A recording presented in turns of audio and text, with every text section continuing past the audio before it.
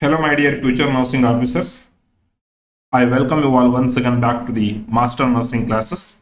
In this very important session, we are going to deal and discuss with our most important clinical concept that is much necessary for our exam.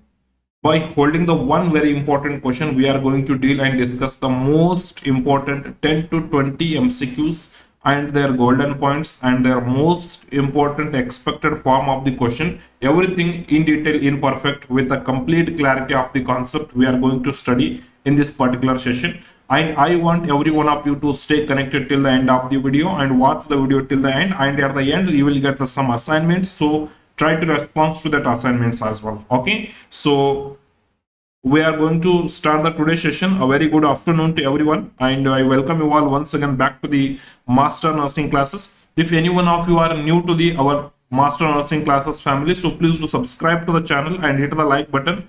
And if any one of you are watching after the live session, so you can hype our video as well. Okay, so yes, I welcome you all once again back to the Master Nursing classes. So can we start the session? Is that everyone is ready? Fatafa, do thumbs up in the comment box. We will start the session now. Is that every one of you are ready? Okay, so let's begin the session with this powerful and the very important motivational line. Dear students, in the preparation journey, there is nothing called as tomorrow. So whatever the preparation you want to do, you do it today only. So the best preparation for your tomorrow is the doing your best today, and every day is going to count in your preparation journey.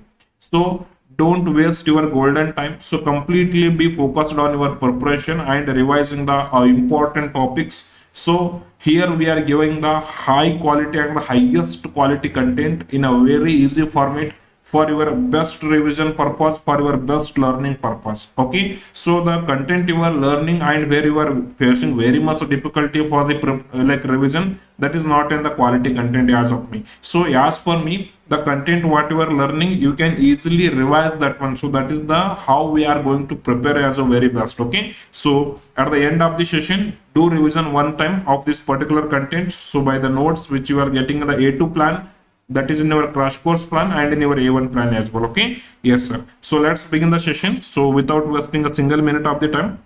Yes, so that is a first question comes to the here like this. So the normal oxygen saturation in the healthy adult is how much? The question is very simple. The normal oxygen saturation in a healthy adult, what is the correct answer? So the correct answer for this one is the option A, 88 to 85. No sir, it is not a correct answer. So this is a low saturation what we have. Option B also low saturation and option D also low saturation. The correct answer for this one is the 95 to 100%, and in some book you will get it is the more than 95%. Okay, so that is 96, 97, 98, 99 and 100% is the correct oxygen saturation. Okay, and if the examiner is asking what is the targeted oxygen saturation in the COPD patient, that is the more than 88%. More than 88% is the targeted normal saturation in the COPD patient or the patient with the chronic lung diseases. Okay, so this is the very important. If the in a normal healthy adult the saturation is coming less than 95%, the intervention is required. So this is the hypoxemia it indicates. Okay, if in a COPD patient, if the saturation is going less than 88%, so the interventions are required. So that indicating the hypoxic conditions. Getting the point? Yes sir. So I hope it is very much clear. Now tell me the answer in a yes or no format. So we have the two words. One is the SpO2 and another one is the PaO2. Is that both are same or different? Is the PaO2 or SpO2 is same or different is my question. So this is my question, whether these both are same or both are different. What is your answer? Yes or no? If same means say yes, and no means, if not same means say no. Yes, no, no, no, no, no. So the SpO2 and PaO2 both are not same. Sir, what is the mean of the SpO2? What is the mean of the PaO2, sir? So let me clarify here. The SpO2 means that is the oxygen saturation. PaO2 means that is the partial pressure of the oxygen. Sir, how oxygen saturation we are going to measure, sir? So this saturation of the oxygen we are going to measure by using the pulse oximeter. Okay, so we have the device called as the pulse oximeter. So this device we will use to measure the saturation of the oxygen. Sir, how we can measure the partial pressure of the oxygen? So by the arterial blood gas or the venous blood gas, we can measure the partial pressure of the oxygen. Okay, yes sir. And sir, what is the mean of the saturation of the oxygen, sir? Here we have the blood. Okay, so here we have the blood. Inside the blood we have the blood cell. Inside the blood we have the blood cell.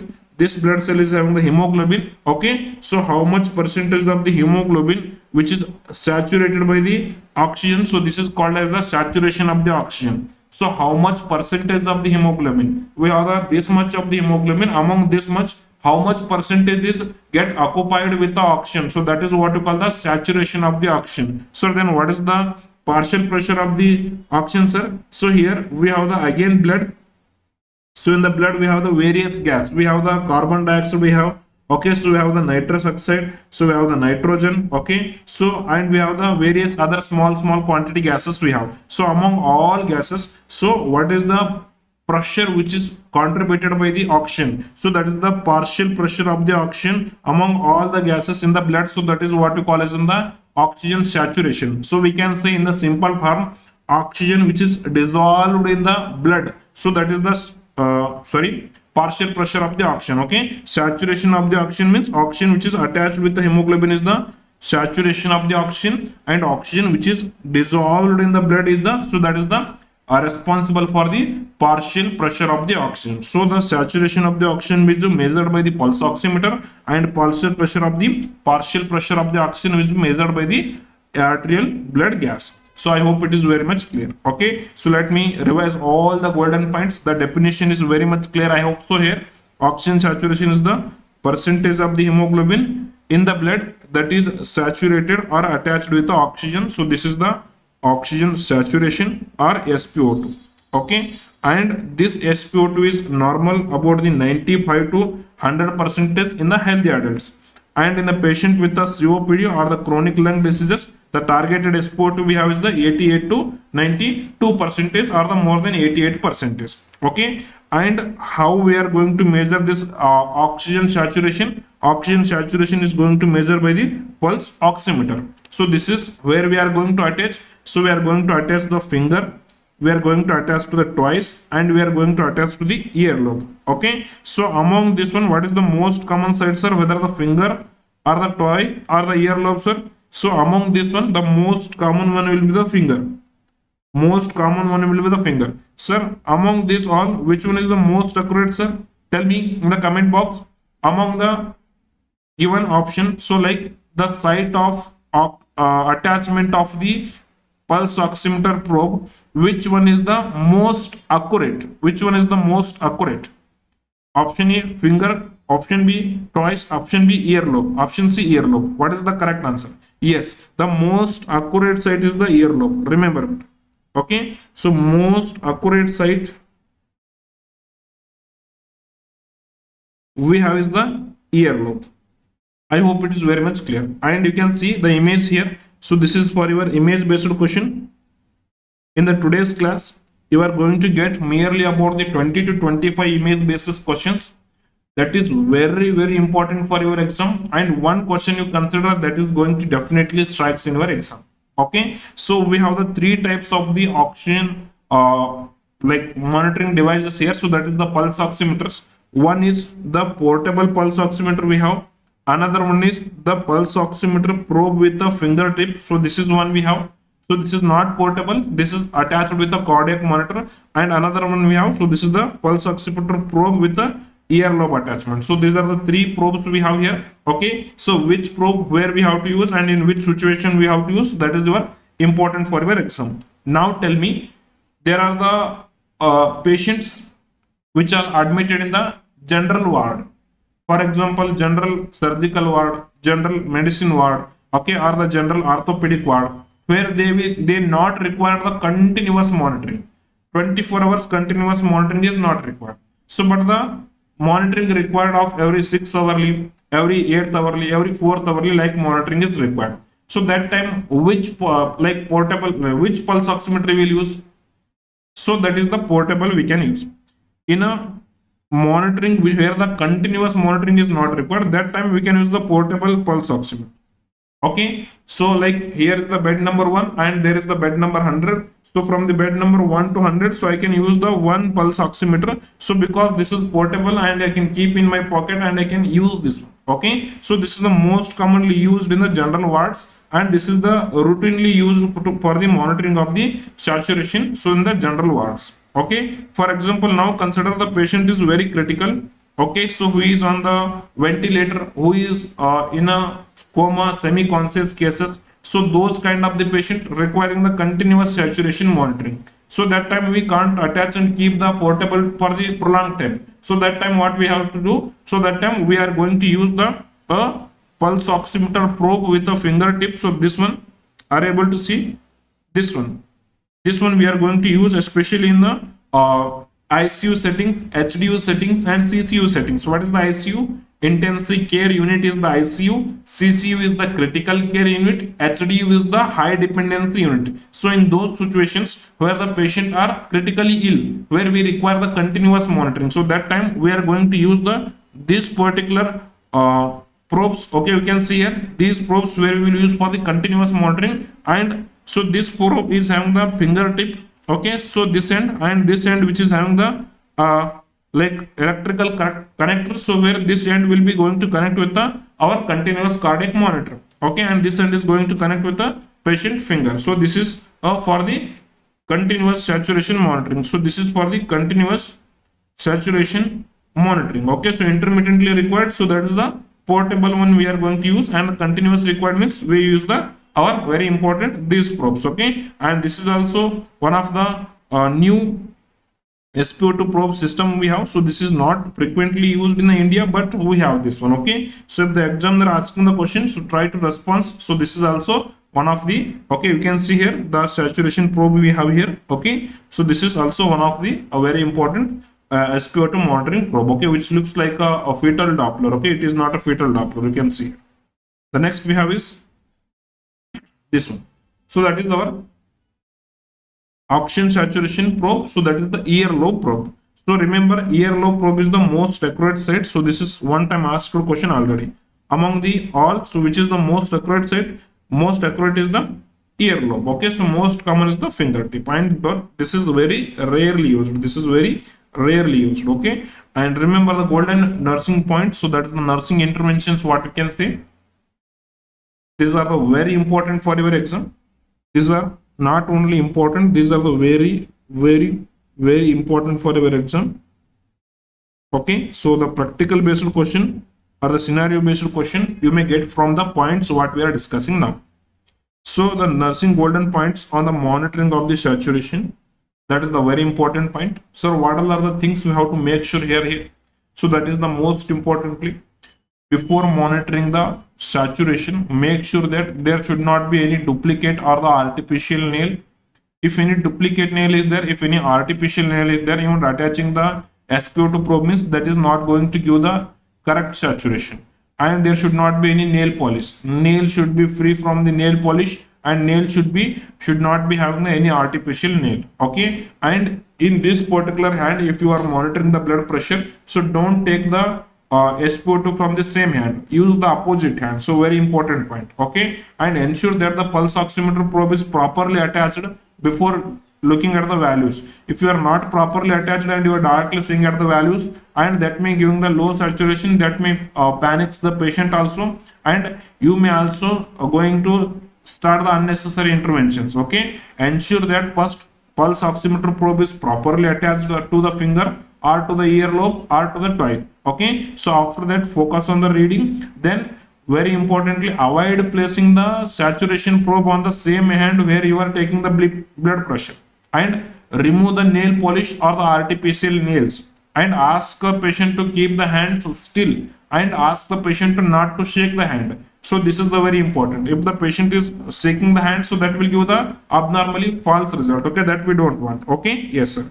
And most important point you have to keep in your mind, this one, very important, especially in a continuous oxygen monitoring. So where we are attaching the finger probes, so those probes where we are attaching to the finger, that one should and must be replaced every 2 hours. Okay, so rotate the probe side, every 2 hours. Okay, so this is very important because this is going to prevent the skin irritation and this is going to prevent the pressure injuries. Okay, so similarly, how frequently we are going to change the position of the patient to prevent the bed sore?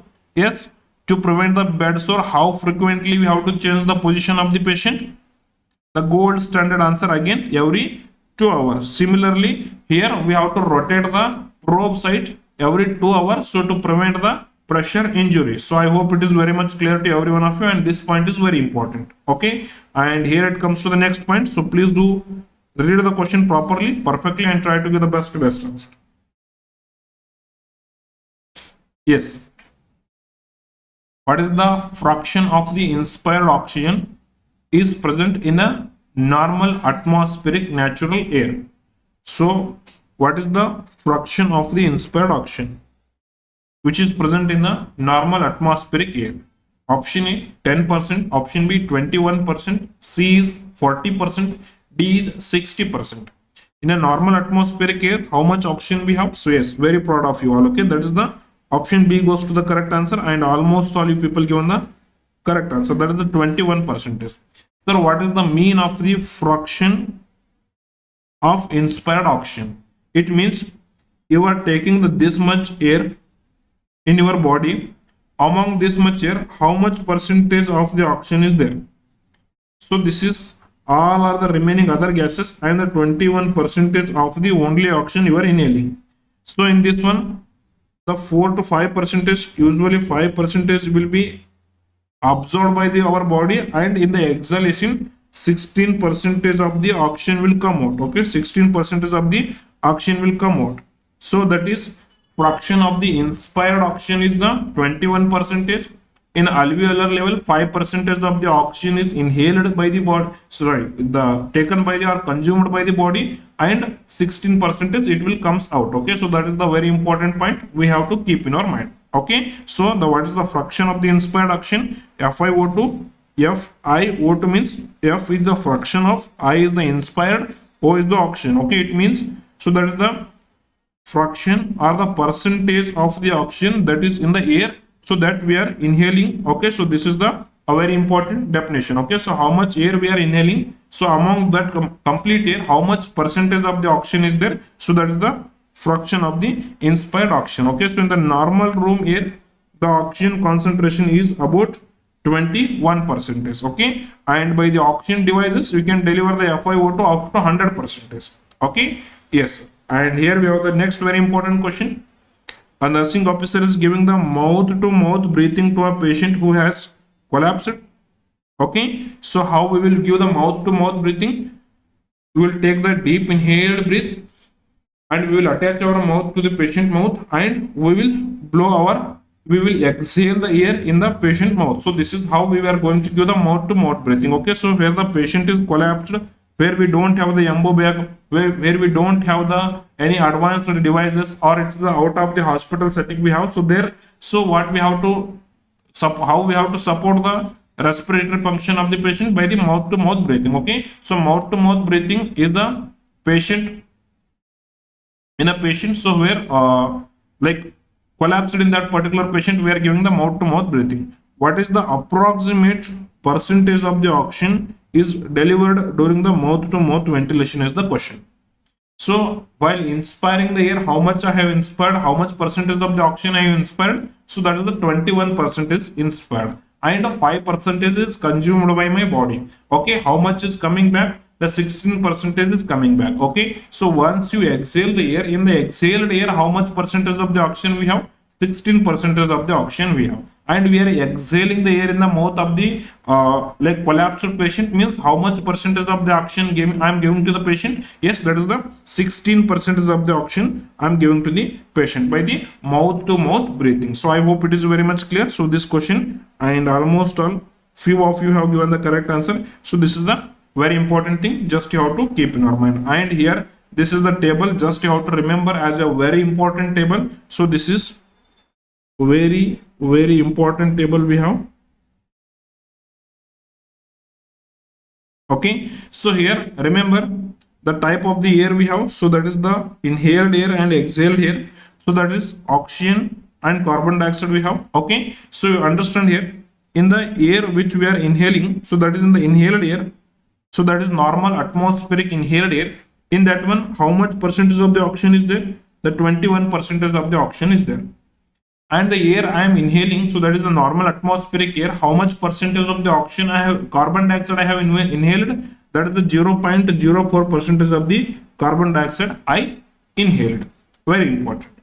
And in the exhaled air, so in the exhaled air, so how much percentage of the oxygen I am exhaling? So I am exhaling about the 16% of the oxygen. And how much percentage of the carbon dioxide I am exhaling? So in the exhaled air, so we have the 4% of the carbon dioxide. So this table is very important for your exam. So please do keep in your mind. Okay. Yes, sir.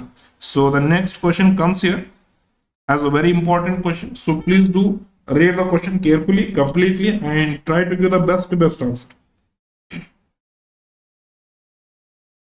Don't get confused, and question is very simple.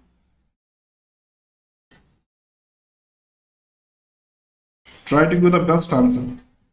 Very simple and very important question. Okay, so when the carbon dioxide is binding with the hemoglobin in the blood, what is the compound we call? So option A is the carb amino hemoglobin, option B is the carboxyhemoglobin, option C is the oxyhemoglobin, and option D is the meth hemoglobin. So what is the correct answer?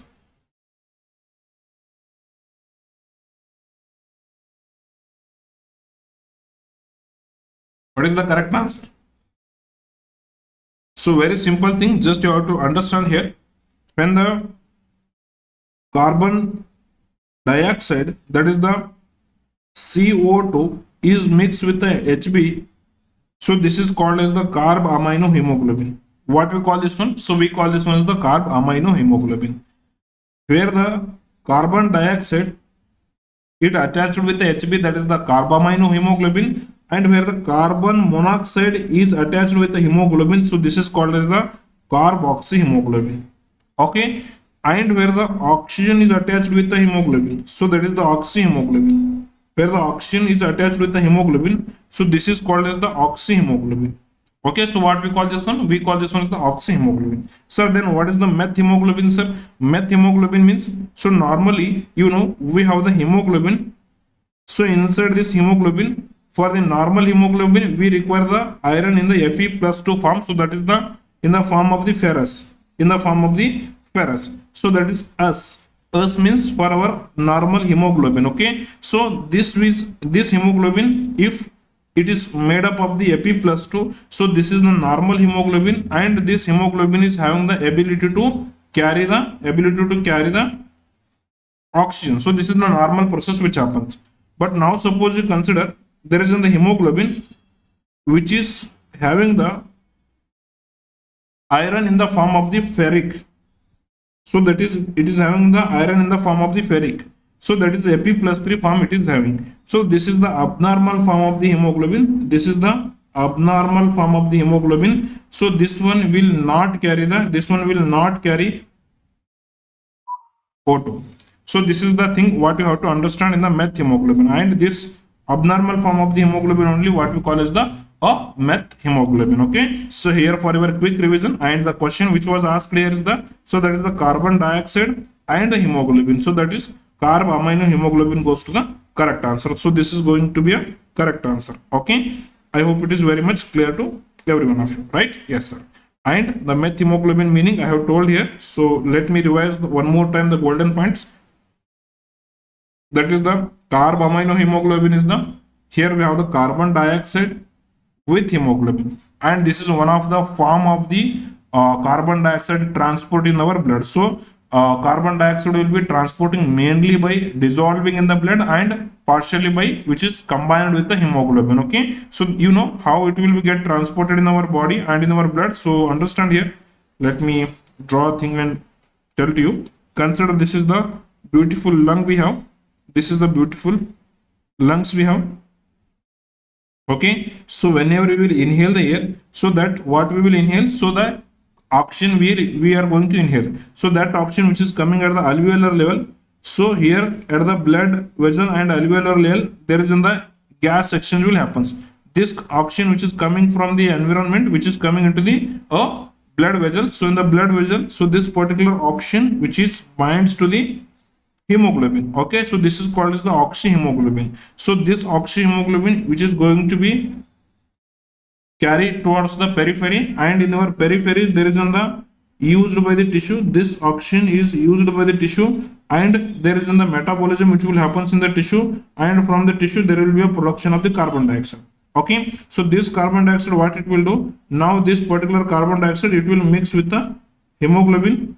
Okay, so this is going to form a carb amino hemoglobin. Okay, so this is going to form a carb amino hemoglobin, and this carbon dioxide will dissolve in the blood. So it will comes in the two format towards the lung. One is in the dissolved format, one is in the format which is attached with the hemoglobin. Okay, so where the carbon dioxide which is attached with the Hb is the carb amino hemoglobin, oxygen which is attached with the Hb is the oxyhemoglobin. Okay, so here the Hb which is bringing the carbon dioxide from the periphery towards the lung, and from the lungs the carbon dioxide is eliminated. Are you getting the point? So this is how the transport of the gases will happens in the blood. Okay, so that is with the help of the hemoglobin. And next we have is the carb amino hemoglobin. So that is carbon monoxide is in a combination with the hemoglobin. Okay, so that is carboxyhemoglobin. Okay, so this is the dangerous situation, this is the toxic situation, this is not in the normal situation. Okay, so in the carboxyhemoglobin, that is the carbon monoxide is bonded with the hemoglobin, so this is the toxic situation where we have to give the antidote as a 100% high pressure oxygen we have to give. So what is the antidote of the carbon monoxide poisoning? So that is the 100% oxygen we have to give. So that is the antidote for the carboxyhemoglobin, or the antidote for the carbon monoxide poisoning. Okay, and oxyhemoglobin is oxygen is combining with the hemoglobin, that is also a form of the transport of the oxygen in our blood. Okay, so next we have the methemoglobin. I already told this is the abnormal form of the hemoglobin that cannot transport the oxygen, so that it cannot carry the oxygen. So that is what we can say methemoglobin. So understand here. So regarding the methemoglobin, normally what is there? So normally in the hemoglobin we have the iron in the form of iron in the hemoglobin in the form of the ferrous, that is the Fe2 plus. Okay, this is the normal, it carries the oxygen. If in case iron which is there in the hemoglobin, so that is in the form of the ferric, so that is what we call the methemoglobin. So this methemoglobin does not carry the oxygen, so this concept you have to keep in your mind. And very important point, you must and should note that, so that is the carbon monoxide and hemoglobin is the carboxyhemoglobin. This is the toxic situation, and antidote for the carbon monoxide poisoning is the 100% oxygen therapy. This is also golden point for your exam. So what is the antidote for the carbon monoxide poisoning? So that is the 100% oxygen therapy. Already 2 or 3 times asked question in the exam, so please do keep in your mind. Okay, and this oxygen how we will give? So this oxygen will give with the more pressure. Okay, so that is the hyperbaric oxygen therapy we will give here. So what is the meaning of the hyperbaric oxygen therapy? So here the word you can see the hyper, it means hyper means that is the more, baric means that is the baric in the sense that is the pressure. Okay, so baric in the sense that is the pressure. So here we are giving the oxygen with the more pressure. Remember word, wherever the baric will come or the baro will come, that is indicating about the pressure. Okay, so understand now with the example. Whenever we will give the more oxygen through the mechanical ventilator, there is one complication we call as the barotrauma of the lung. It means due to the increased pressure by the gas which is going inside the lung, so that is going to cause the damage to alveoli. So due to high pressure, alveolar damage is happening in the ventilator patient, so that is called as the barotrauma of the lung. And we have the receptor here which is responsible for sensitizing the pressure. That receptors we call as the baroreceptors. Okay, so baro in the sense pressure here, hyperbaric in the sense more pressure. So here we are giving the oxygen therapy with the more pressure, so that is in a 100% oxygen therapy we are giving as an antidote for the carbon monoxide poisoning. So this is very important for your exam, so please do keep in your mind. Okay, and here it comes to the next question. Which of the following is not an indicator of the oxygen therapy? What is then option we have? So that is the not an indicator of the oxygen therapy. Option A, hypoxia we have. Option B, hypoxemia we have. And option C, pre and post suctioning. And option D is the hypertension. What is the correct answer? What may be the correct answer? Which of the following is not an indication of the oxygen therapy? Yes. Here the hypertension is not an indication of the oxygen therapy, and almost all you given the correct answer. So in the case of the hypoxia, we require or not, sir? Oxygen 100% we require. Hypoxemia 100% we require. Pre and post suctioning 1000% is must and should. The nurse should and must pre-oxygenate the patient before the suctioning of the airway and after suctioning the airway. Okay, otherwise the alveolus will going to collapse, and you are doing the suction to clear the airway and to support the airway. So where you are doing the suction without pre-oxygenation means you are going to cause the desaturation, hypoxia, and like less oxygen will be there in the lungs if you are suctioning without pre and post oxygenation. So that is the reason it is must and it is should to provide the oxygen before the suctioning and after the suctioning. So pre and post suctioning, the oxygen therapy is must and should require. So hypertension is not a direct indication of the oxygen therapy. Now you tell me what is the difference between the hypoxia and hypoxemia. Okay, so the simple question, I will give the option as well. So now I will tell the one statement. You mentioned that is this a hypoxia or hypoxemia? Yes. So the statement is the decreased oxygen level in the tissue. Decreased oxygen level in the tissue. What we can call that? Hypoxia or hypoxemia?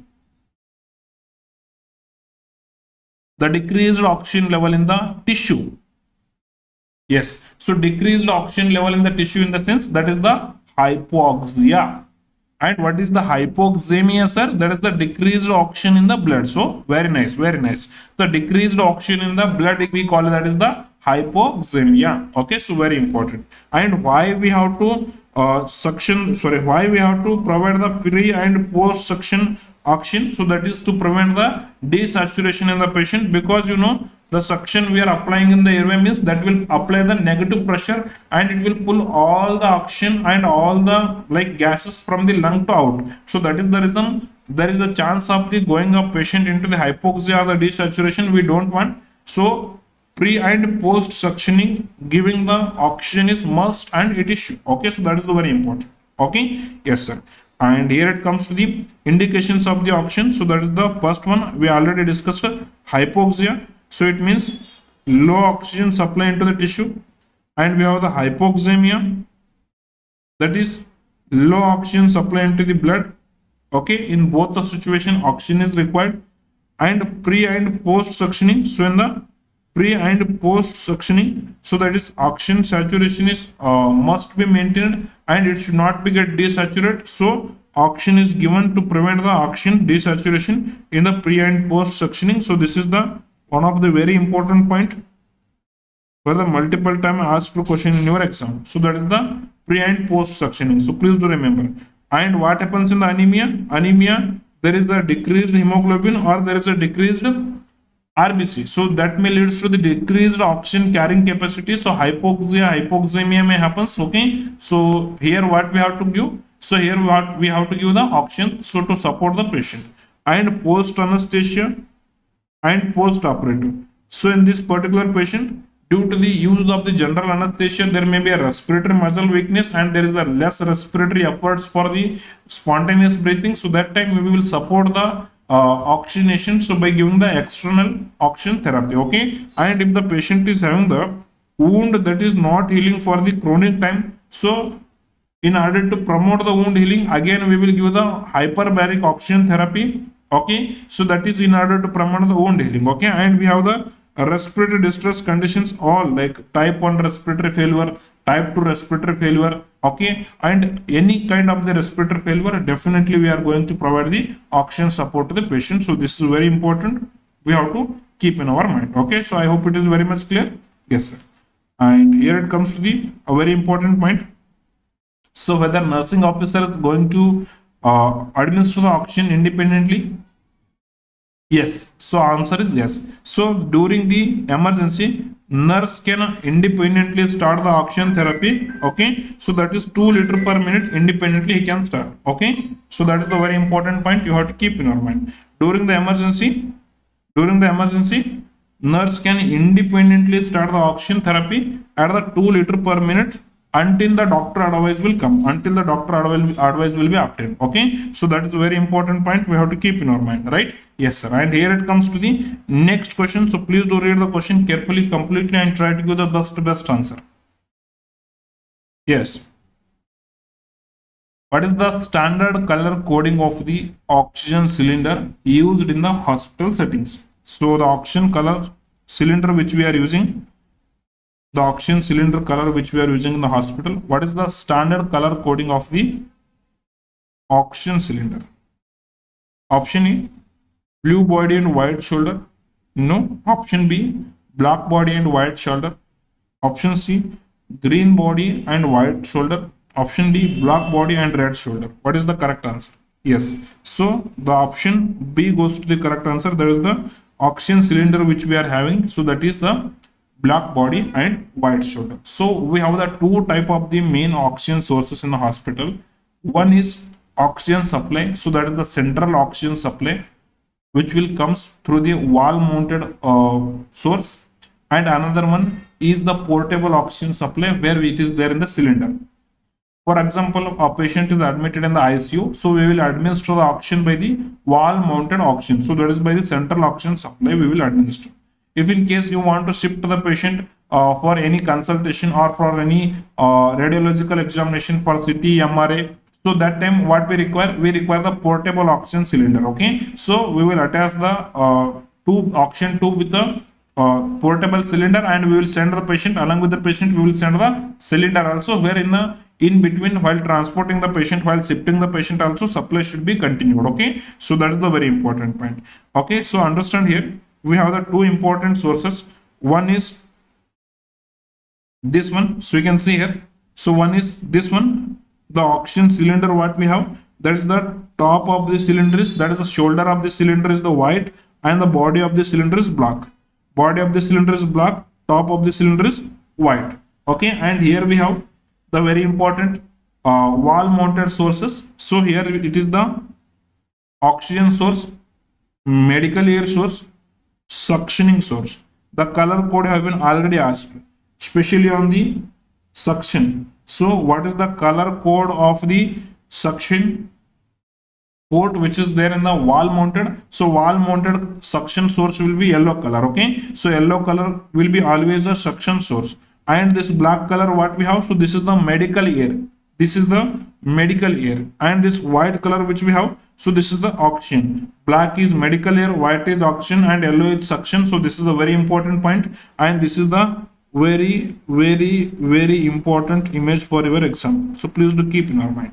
And this is the portable what I told. So here you have the notes. Okay, so you can see here the source of the oxygen we have, so that is the portable oxygen cylinder and wall mounted oxygen mount we have. Okay, in the portable oxygen cylinder color code what we have, that is the black body and white shoulder, and the wall mounted oxygen, so what we have, that is the white color. Okay, and the pressure which is there in the portable oxygen cylinder is the 2200 pound, that is the 2200 pounds, and the pressure which is there in the wall mounted oxygen is the, so that is the 50 to 60 pounds. So this is the very important thing, just you have to keep in your mind. This table is very important for your exam. Okay, so is that clear to every one of you? Source of the oxygen in the hospital, is that clear? One is the portable oxygen cylinder, that is the black body white shoulder, and pressure is of the 2200 pounds, and another one is the wall mounted oxygen, so that is having the color code of the white color, and the pressure is about the 50 to 60 pounds. So this is very important, you have to keep in your mind. Okay, and here it comes to the next question, so please do read the question carefully completely and try to give the best answer.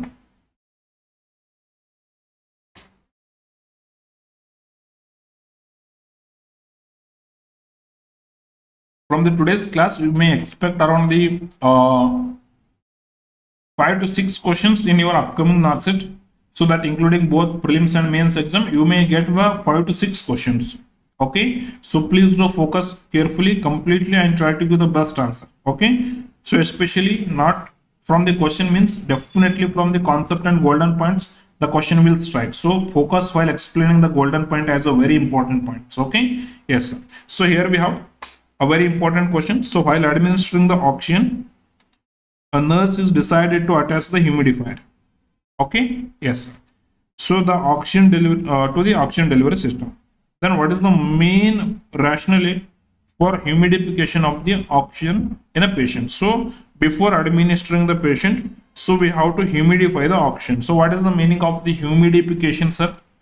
So oxygen is, you know, that is the colorless, smellless, and a dry oxygen. So that is the dry air. It is not in the air with the vapors. So that is oxygen is the dry air, and oxygen is the colorless, oxygen is the smellless. There is no smell, there is no color. Okay, and that is completely dry air. So if we are giving that particular dry air, the patient is what we can say, the patient is inhaling the dry air, means it will causes the irritation to the mucosa, it will causes the dryness of the mucosa, and that is going to damage the respiratory mucosa. So that is the reason before administering the patient oxygen to the patient, so what we have to do, so we have to add the water vapors in the oxygen and we will give to the patient. Okay, so that is the main purpose of the adding the water vapors or the humidification to a oxygen, means that is we have to deliver the moisture oxygen to the patient. Okay, we should not deliver the dry air to the patient. So if we are delivering the moisture oxygen, that will prevent the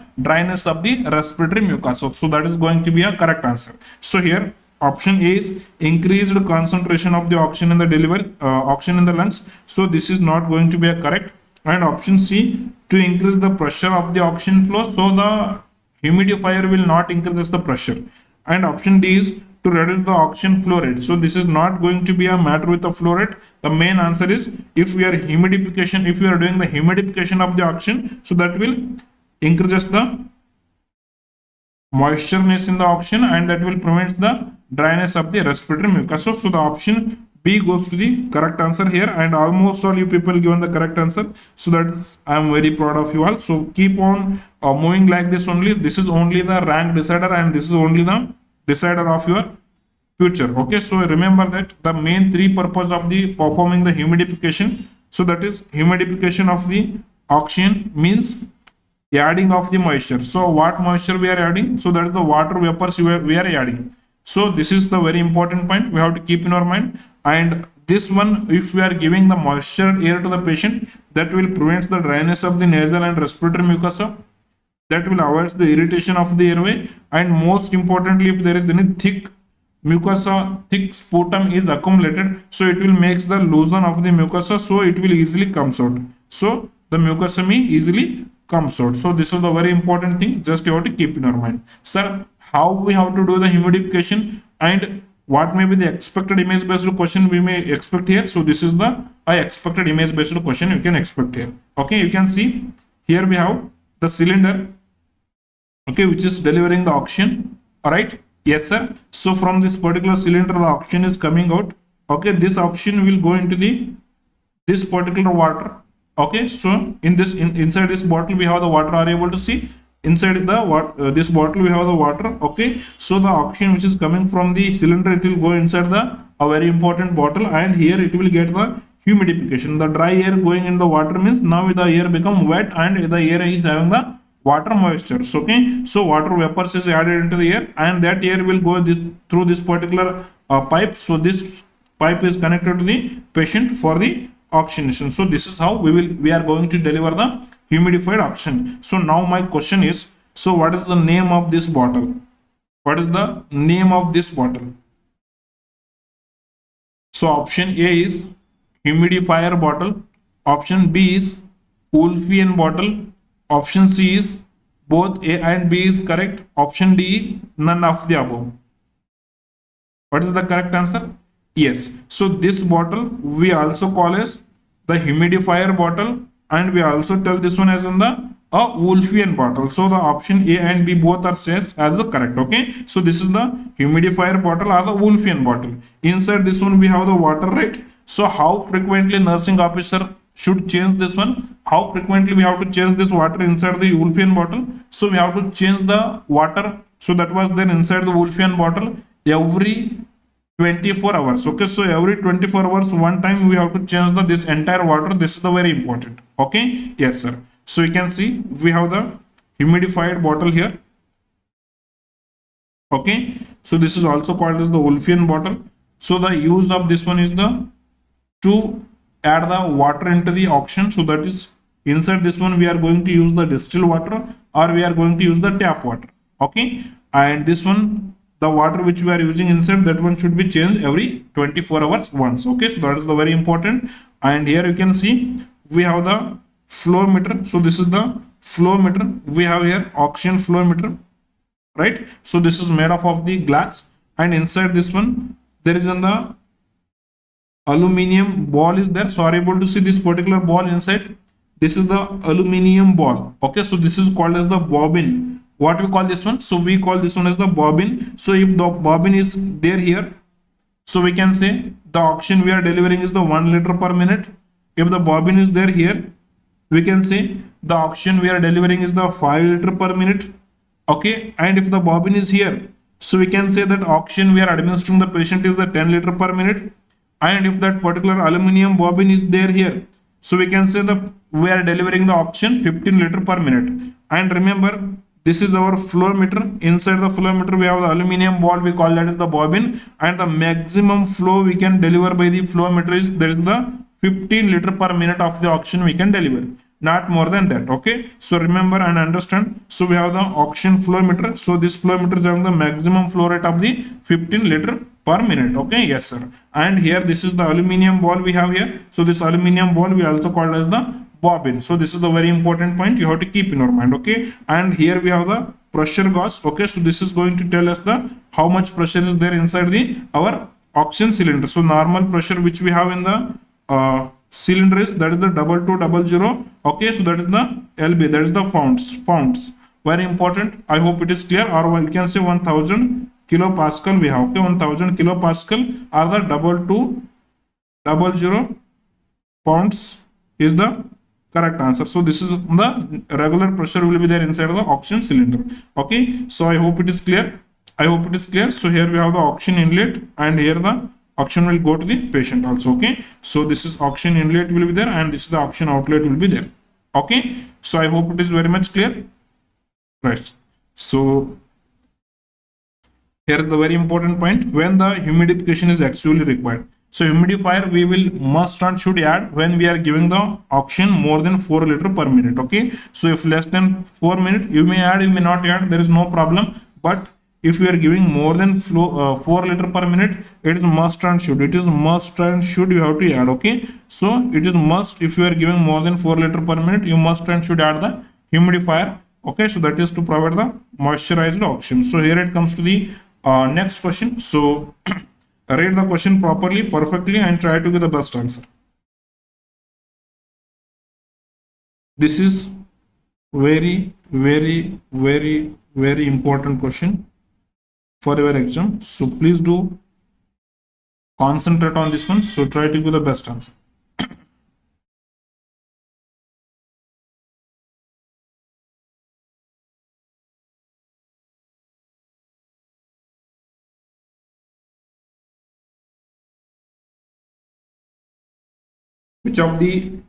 Which of the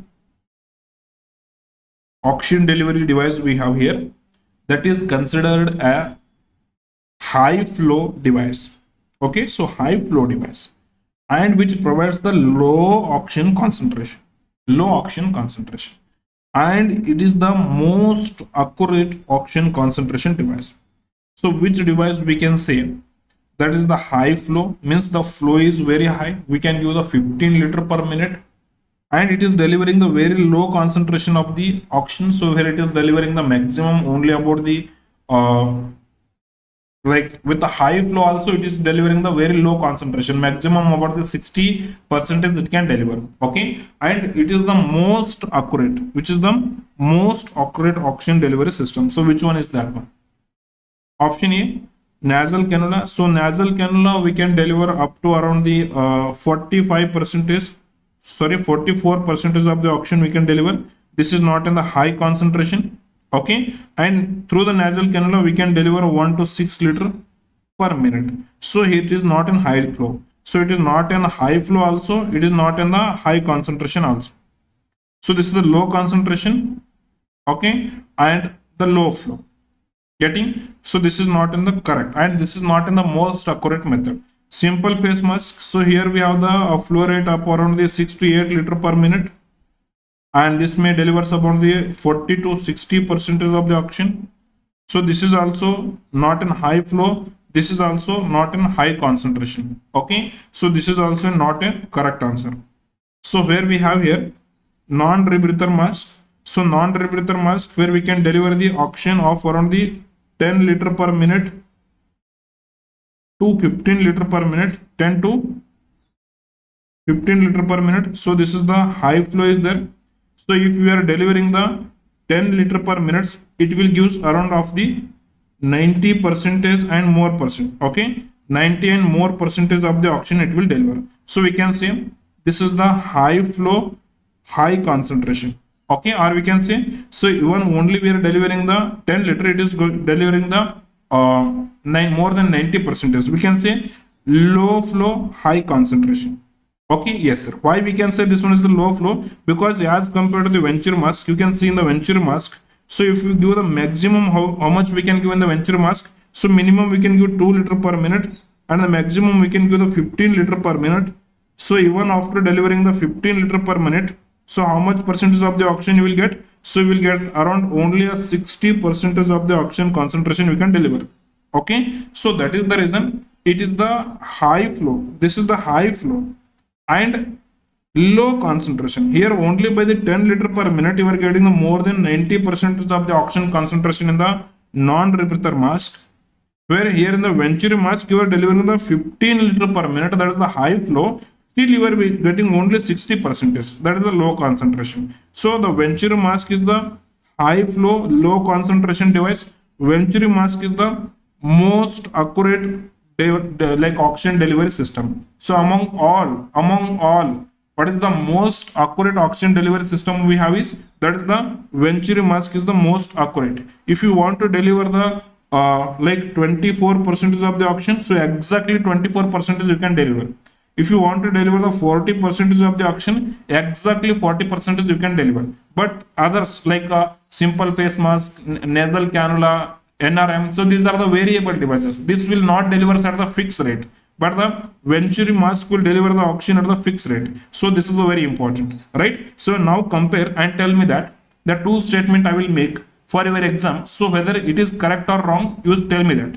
So here we are giving the 15 liter per minute and only getting the 60% of the oxygen. Okay, so I will say this one, high flow, low concentration device. Is that correct or not? Yes or not? Yes, because this is high flow and the low concentration we are getting. The Venturi mask, I am saying this is the high flow, low concentration. Similarly, I am saying the one more statement that here we are giving only 10 liter per minute, that is giving more than 90% of the oxygen. So I will say this one as in the low flow, high concentration device. Is that correct? Low flow, high concentration? Yes, sir. So only by 10 liter per minute you are getting the more than 90% up to 100% of the saturation. So the non-rebreather mask is the low flow, high concentration, and the high flow, low concentration, most accurate is the Venturi mask. I hope the concept is very much clear. Okay, and here we have the classification of the airway devices. So that is divided into the three very important segments. The first one is the low flow devices, means where we can maximum deliver up the 6 liter up to 8 liter per minute, not more than that. That is the low flow devices we have. And in these devices, external air also will get mixed So with the oxygen while inhaling, so here the FiO2 which is delivering the patient is not fixed rate. Okay, it is variable, it is changeable. Fixed rate means it will go constantly and fixed. So if it is increasing, decreasing, increasing, decreasing means that is what we call the variable. So that is the reason low flow devices where it is mixing is possible, so we call that one as the variable performing devices. So what we call this one? So we call this one as the variable performance devices. Okay, yes sir. So I hope it is very much clear to everyone of, right? In this low flow devices, we have the simple face mask, we have the nasal cannula, we have the nasal catheter. Okay, so these all comes under the low flow or the variable performance devices. These all are the not fixed rate of the oxygen delivery devices. These all are not a fixed rate of the oxygen delivery devices. These are the variable performance devices where sometime FiO2 it will deliver more, FiO2 it will deliver less also. Okay, yes sir. And here we have the high flow devices where we can give the oxygen the 15 liter per minute, 10 and more than like 12 and 10 liter per minute, so we can give, that is the high flow devices. So this high flow device which we have, that is going to deliver in the fixed rate. So that is the fixed performance devices also we can say. So here you can't say this is the more and less, more and less. This is not variable. These are the fixed performance devices we have, that is the high flow devices. So we can say as the Venturi mask. Venturi mask. So this is where we are giving the high flow. So that is around 15 liter per minute we are giving. Okay, and it is delivering the oxygen at the precise rate. So if you want to give 40, so exactly 40 it will give. If you want to give the 35, so exactly 35% of the concentrated oxygen it will give, but it requires the more oxygen flow. So that is the high flow low concentration device we can say. That is to our Venturi mask. Okay, yes sir. And here we have the face mask with reservoir bag. So I am going to discuss again in detail about the Venturi mask, non-rebreather mask, partial rebreather mask, simple face mask, nasal cannula, nasal catheter, and nasopharyngeal airway, oropharyngeal airway, that is the Godal airway, and the eye gel, LMA, that is the laryngeal mask airway. Everything in perfect, in detail, everything we will discuss, and the Ambu bag also. So just I am giving the overall classification, how it will be and why we call like this. Everything I am clearing as a basic. Again, one more time we are going to discuss in detail. So like Venturi mask is such an important concept where it is having the highest chance of striking in the exam. Okay, so where it may having the questions from the color code of the Venturi valve, where it is having the like how much concentration will be delivered and the best method in the COPD. Lots of the points are there in the discussion with the Venturi mask. So that one we will discuss separately. Okay, so now we have the third classification, that is the face mask with the reservoir we have. So in this one we have the NRM, that is the non-rebreather mask. Okay, so it means whatever the air I am exhaling like this, I can't inhale the same air, so I will inhale the fresh oxygen. So that is the exhaled air is not inhaling the same, so that is the non-rebreather. And one more we have is the partial rebreather mask, where I am exhaling the air and half of the exhaled air I am inhaling again. That is the partial rebreather mask we have. So that is the PRM. So this one we will discuss in detail in separate. Okay, so that is very important. Okay, yes sir. And so we have the deliveries or like oxygen delivery system. Some oxygen delivery system only delivers around the maximum 60%. So for example, Venturi marks will deliver only maximum about the 60% of the oxygen is required. Okay, so it will use only 60% of the oxygen. So if the patient is required the 70% oxygen supply, 80, 90, 100% of the oxygen supply, that time Venturi mask is not useful. And the simple face mask, this is also going to give around the 60% of the oxygen concentration. So this is also not useful when the 100% of the oxygen is required the patient in the emergency. That time simple face mask also not useful. Okay, so what all are the things we can use when the 100% FiO2 is required? So we have the devices which can deliver the 100% of the FiO2. So with the mnemonic you have to understand here, that is 100% oxygen delivery systems which you have. So that is with mnemonic you have to understand National Health Machine and A, B, C. So this is what we have, the 100% is oxygen delivery devices. Okay, so the devices which is having the ability to deliver the 100% is oxygen. So you can remember with the National Health Mission and ABC. So what is the meaning of the C, sir? C stands as the CPAP, B stands as the BiPAP, and what is the A stands here? That is the, what is the A stands? Ambu bag. Okay, so M, what is the M stands here, sir? What is the M stands? Yes, everything we'll see now here, we can see. So N stands here is, that is the first one, national, that is the N. N stands here is the non-invasive mask, which is going to deliver the 100% of the oxygen, and non-rebreather mask. So non-invasive and non-rebreather mask are the most important type of the 100% oxygen delivery system we have. Okay, and what is the H stands here, sir? H stands here is the high flow nasal cannula, or HFNC, what we can say, or we can say the oxygen delivery system of the heated and humidified air. The best device which is responsible for the delivering the heated and humidified air is the high flow nasal cannula. We are going to discuss that one also with image based, because last Norcet the image was asked from the HFNC, right? Yes, sir. And here we have the EM. EM stands for here the mechanical ventilator. This is also having the ability to deliver the 100% FiO2. And A stands as the Ambu bag, artificial manual breathing unit, and B stands here is the bi-level positive airway pressure, that is the BiPAP. C stands here is the continuous positive airway pressure. Okay, so that is the CPAP. So these all are having the ability to deliver of the 100% of the oxygen. Okay, so the 100% of the FiO2 required means, so follow this mnemonic, that is the National Health Mission, and ABC is the just mnemonic for your understanding. Okay, so N stands here this, so this is the table you must and should remember, which is having the 100% oxygen delivery ability. Okay, so I hope it is very much clear to everyone of you, right? Yes, sir. And here we have the most important question. Read the question carefully, properly, perfectly, and try to give the best answer. So now the real game will start. The real image based questions will start, and the real golden concept revision will start now.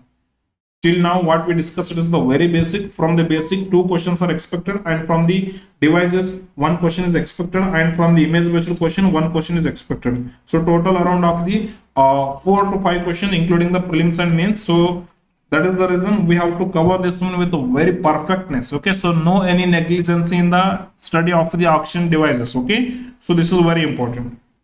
Yes. What is the correct answer for this one?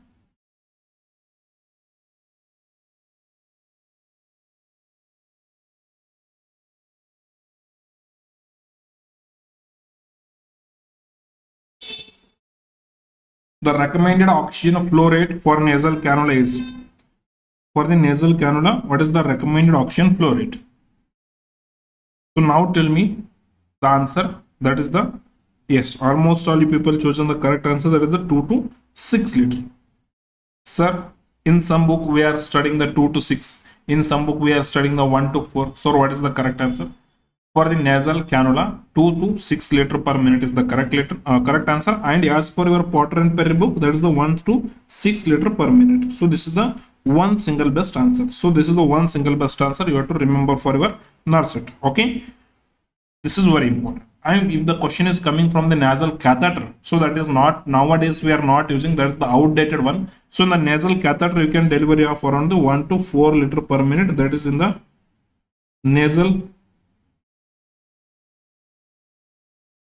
catheter. Okay, so this one is outdated now, we are not using now. So that is the nasal cannula is the very important one, where we are going to give with the 2 to 6 liter per minute, and the single best answer is the 1 to 6 liter per minute. Okay, so now we are going to revise all the golden points. So just now I will ask the 2 very important questions, so try to respond in the comment box. So question is very simple. What is the most common oxygen delivery device we are going to use in a hospital settings? in a hospital setting and for the chronic use, what is the most common type of the oxygen delivery system we can use? Option A is nasal cannula. Option B is the simple face mask. So what is your answer? Overall, most common type of the oxygen delivery device which we can use in the hospital setting is the nasal cannula. But the question is like this, twisted. So understand now. The most common oxygen delivery device in the emergency room, in the emergency department, in the casualty. So that is simple face mask. So most commonly used oxygen delivery system in the emergency is the simple face mask. Most common overall used in the hospital setting is the nasal cannula. Remember? Yes. And now tell me, the patient is coming to you and he is having the claustrophobia. So that is, patient is having the fear of the closed spaces and patient in the anxiety. So you are going to use the nasal cannula or simple face mask. What you are going to use? What is the best in a patient with a claustrophobia and in a anxiety? So in an anxiety patient, you are going to apply mask. It means the patient again going to fear. So especially in the myocardial infarction, right, where our main target is to reduce the anxiety and reduce the oxygen demand of the heart, right? So here the patient is coming to emergency with the chest pain and we are attaching the simple face mask, means the patient may get fear because of that, and fear increases the heart rate. That heart rate increases means oxygen demand is again increasing. So can we use the simple face mask in a patient with the fear and anxiety? No, it is not good for the fear and anxiety. So which one is the best in the fear and anxiety patients, sir? If the patient is having the fear and anxiety, the best one is the nasal cannula, because it is not going to cover your face. So just we are going to insert the two nasal prongs in the nose of the patient. And now tell me, we want a device that is for the chronic use for the 10 years, 15 years together. So which is the preferred method? Chronic use. Yes, for the chronic use, the preferred method is nasal cannula. Sir, why, sir? Why? Because the patient can wear the nasal cannula and there is no any restriction for him to talk and to eat and to drink. So the daily routine activities can go very smoothly and there is no any interruption in the having the food, drink and the while talking and while expressing the feelings, no problems. While in the nasal cannula, so this is the best in the patient with the chronic use, and this is the most comfortable because the patient is not having any like interference with the normal daily living activities. Getting the point? So these 4 points are very important. Best in a patient with the fear and anxiety, best for the chronic use, best for the, that is what I told, chronic or long term use, and the best for the patient with the most importantly in the overall most common use, so that is in the hospital, nasal cannula. Okay, so these are the very important points you have to keep in your mind. Okay, yes sir. And this is the most comfortable, this is the most comfortable, so that is the our nasal cannula. Already told why, because there is no interference with having food, drink and the this one, and it is the most common used in the hospital it is most commonly used in the hospital, and this is the most common used for the long term. This is the most important point we have to keep in our mind. And the flow rate of this particular nasal cannula is 1 to 6 liter per minute, and the FiO2 which is delivered is approximately 24% to 44%. This is the not in high flow, this is not in high concentration. Okay, so now the doctor is advising you to deliver the 4 liter per minute. 4 liter per minute. Which oxygen delivery device you will use? Can you use the simple face mask here? No, because simple face mask flow rate is 6 to 8 liter per minute. So we can't use the simple face mask when the 4 liter per minute is there in the doctor advice. So that time we have to use only one option, that is the nasal cannula we have. Okay, so if the 6 liter per 8 liter per minute, that time we can't use the nasal cannula because maximum we can deliver is only 6 liter per minute. Okay, yes sir. And size of the nasal prongs which we are using is 1.5 centimeter. So advantages we are having is the patient can eat, patient can drink, patient can talk easily, while receiving the oxygen. Okay, and this is ideal for the chronic respiratory patient, for the COPD patient, because in the COPD patient, you know at what rate we are going to deliver the oxygen. So only maximum we can give for the COPD patient is 2 liter per minute. So we will not give more than 2 liter per minute in the COPD patients. Sir, why? Why? Because this is the chronic obstructive pulmonary disease. Means it is the chronic. For the prolonged time, if we are giving the high oxygen, we are giving for the prolonged time, it means it will decreases the partial pressure of the carbon dioxide. When the partial pressure of the carbon dioxide is decreasing, so there is decreased stimuli. So there is decreased stimuli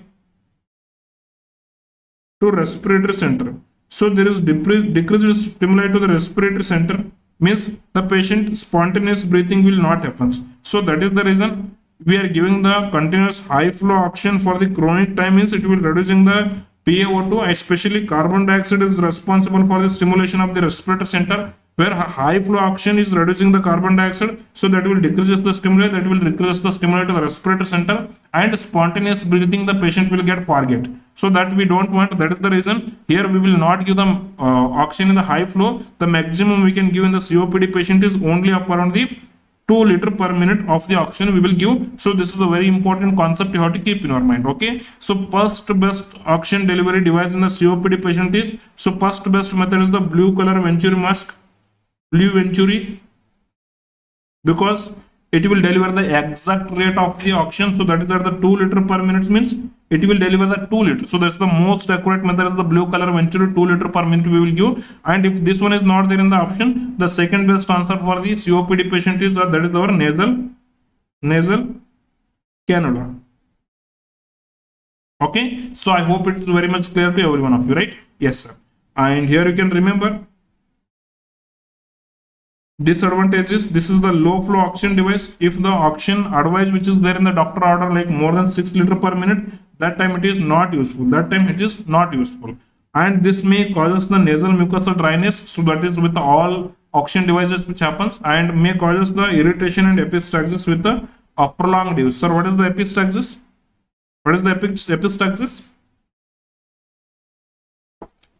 Yes, so do mention your answer in the comment box. What is the epistaxis? Yes, the nose bleeding or the bleeding which is coming from the nose, we call that as the epistaxis. What is the hemoptysis?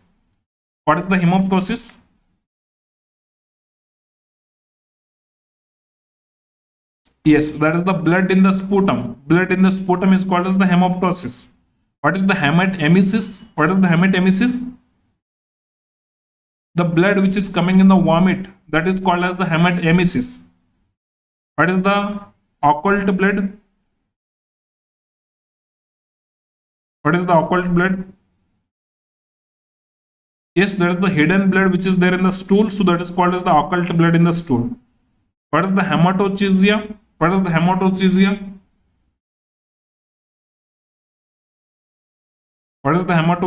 Yes, fresh blood in the stool is the hematochezia. Remember, epistaxis is bleeding from the nose, and hemoptysis is the bleeding or the blood which is coming in the sputum.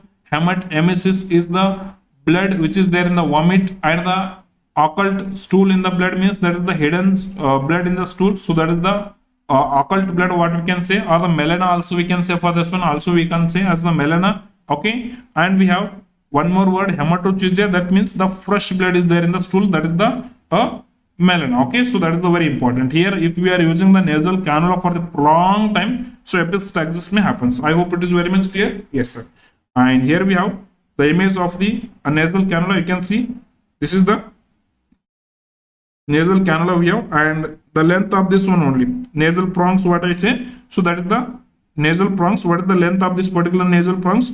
So these nasal prongs, each side we are having the 1.5 centimeter. Okay, so this nasal prongs will directly go into the patient nose. Okay, so you can see, so the patient nose. So here is the very important, where the nasal prongs will go inside, and the length of the nasal prongs is 1.5 centimeter. Okay, so I hope it is very much clear. Yes, and yes, so next we have is the question number 2. Here we have this question. So please do read the question and try to give the best answer. Try to give the best answer. So for this particular question, so it's a very important question we have here again. The approximate FiO2 which we can deliver by the simple face mask is. So how much approximately fraction of the inspired oxygen we can deliver, or the percentage of the concentrated oxygen which we can deliver by the simple face mask. So that is the simple face mask, we also called as which mask? Yes, another name of the simple face mask is the Hudson's mask. So the examiner can twist the question. So he can ask the question like, what is the FiO2 we can deliver by the Hudson's mask? The Hudson's mask and the simple face mask are both same. So the answer is going to be a same for the both. Okay. So the FiO2 for the simple face mask, FiO2 for the Hudson's mask is, that is the 40 to 60 percentage we can deliver. So the maximum we can deliver by the simple face mask is the 60, and maximum we can deliver by the Venturi mask also is the 60. We can't deliver the 100 percentage. Okay. So the device list what I told there, in that one there is no simple mask, like there is no simple face mask, there is no Venturi mask, because the maximum oxygen concentration we can deliver through the our simple face mask is only around the 60 percentage. More than 60 we can't deliver by the simple face mask. Are you getting the point? Yes, sir. And here we have the golden points on the simple face mask we have to remember. Okay, so this is the low flow oxygen delivery system, so where we can deliver the 6 to 8 liter per minute. The flow rate of the face mask is the 6 to 8 liter per minute. This is multiple time asked the question. And the concentration we can deliver by this one is 40 to 60 percentage we can deliver. Okay, and you can understand here, this one is going to interfere with the eating, drinking and talking. So the patient is wearing the simple face mask, is having the problem with the eating, problem with the drinking and problem with the talking. So because it is covering the nose and mouth both. Okay, and this is not suitable for the patient with the claustrophobia. The patient is going to have the fear if we are applying the simple face mask in the claustrophobic patient, because the what is the claustrophobia? That is the fear of the closed spaces. The claustrophobia, we can say, if we are closing the mouth, so the patient will get fear. And in the anxiety patient, again it is going to increase the anxiety. It is not suitable.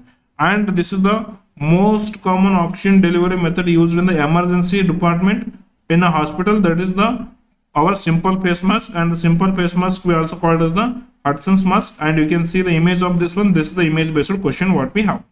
Okay, so this is the image based question what we have. So remember, I am going to show the one more mask, like it looks like same like this only. So that is the Venturi, but for that one we have the Venturi valve here. So for that one, if we are having the Venturi valve here, that is the what we can say Venturi mask. So this is not having the any valve here. So that is direct pipe is coming and it is connected with the mask. So the direct oxygen going by the simple face mask. Okay, this is the simple face mask image. So you must and should remember. Okay, this is the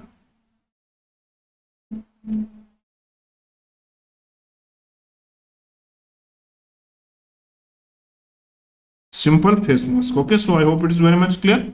Yes, and here we have the golden points what we have discussed, and the one table which we have missed in the last question was this one. Okay, so remember, whenever we will give the 1 liter per minute of the oxygen, that time how much percentage of the oxygen concentration we can give? So we can give around of the 24 concentration of the 24 percentage of the FiO2 we can deliver by the 1 ml per minute of the oxygen. So here I am giving the 2 liter per minute, sorry, not 1 ml. So that is 1 liter per minute is equal to the 24 percentage of the FiO2. 2 liter means 28 percentage. 3 liter means 32 percentage. 4 liter means 36 percentage. 5 liter means 40 percentage. And 6 liter means that is 44 percentage. In the nasal cannula, how much is the flow rate? That is 1 liter to the 6 liter per minute. That is the 1 to 6 liter per minute is the flow rate of the nasal cannula. And the oxygen which we are delivering with the concentration of the 24 to the 44 percentage. You can see here the flow rate is 1 to 6 liter per minute and the FiO2 is the 24 to 44 percentage. Okay, so you can remember here 1, 2, 3, 4, 5, 6. Here the 24 plus 4 is the 28, 28 plus 4 is the 32, 32 plus 4 is the 36, 36 plus 4 is the 40, and 40 plus 4 is the 44. Okay, so you can remember like this here. Okay, so I hope this table is very much clear to everyone of you, right? So you can take a screenshot from here also. Getting the point? So here what happening? Every 1 liter per minute which we are increasing, so that is increasing the 4% of the FI water. Okay, so you can remember for every 1 liter per minute what we are increasing, so which is increasing the 4% of the FI water. So this is very important table, and I hope it is very much clear. And we have done with the face mask also. Here it comes to the next question.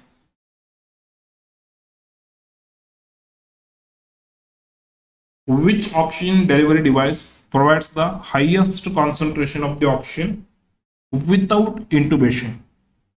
Without intubation, which is having the ability to provide the highest concentration of the oxygen, is the question. Option A. So with the help of the nasal cannula, how much percentage of the oxygen maximum we can give? So maximum we can give is, this is the 44%. And with the help of the simple face mask, how much percentage maximum we can give, sir? So that we can give is the 60% maximum oxygen concentration we can give. And with the help of the Venturi mask, maximum how much we can give, sir? Here also 60% we can give as the maximum, not more than that. Sir, if we are using the non-rebreather mask, how much percentage of the concentrated oxygen we can give, sir? That is the 90% to the 100% we can give, sir. So now you tell me which one is the highest concentration oxygen delivery system without intubation? Without intubation, this is the mask. By the mask, we are providing the 100% of the oxygen. So that is the non-rebreather mask is going to be a correct answer. And almost all few of you have given the correct answer. That is the very important non-rebreather mask is going to be a correct answer. So I hope it is very much clear. So highest concentration oxygen delivery system without intubation, that is the non-rebreather mask. Now tell me, we have the two words, that is the NRM and the PRM. That is the partial rebreather mask and the non-rebreather mask. So what is the difference between this? Is that both are same or different? The answer is both are different. Both are not same. So both are absolutely and 100% is different. Okay? Yes, sir. So now tell me, what is the non-rebreather mask? Non means not. Rebreathing means we are not rebreathing the air which we have exhaled. That when we are not taking it again back. That is the non-rebreathing. Partial rebreathing means, so the air which is exhaled, that is half of the air is going out and half of the air we are rebreathing. The same air what we exhaled, that is we are rebreathing. That is the partial rebreathing what we can say.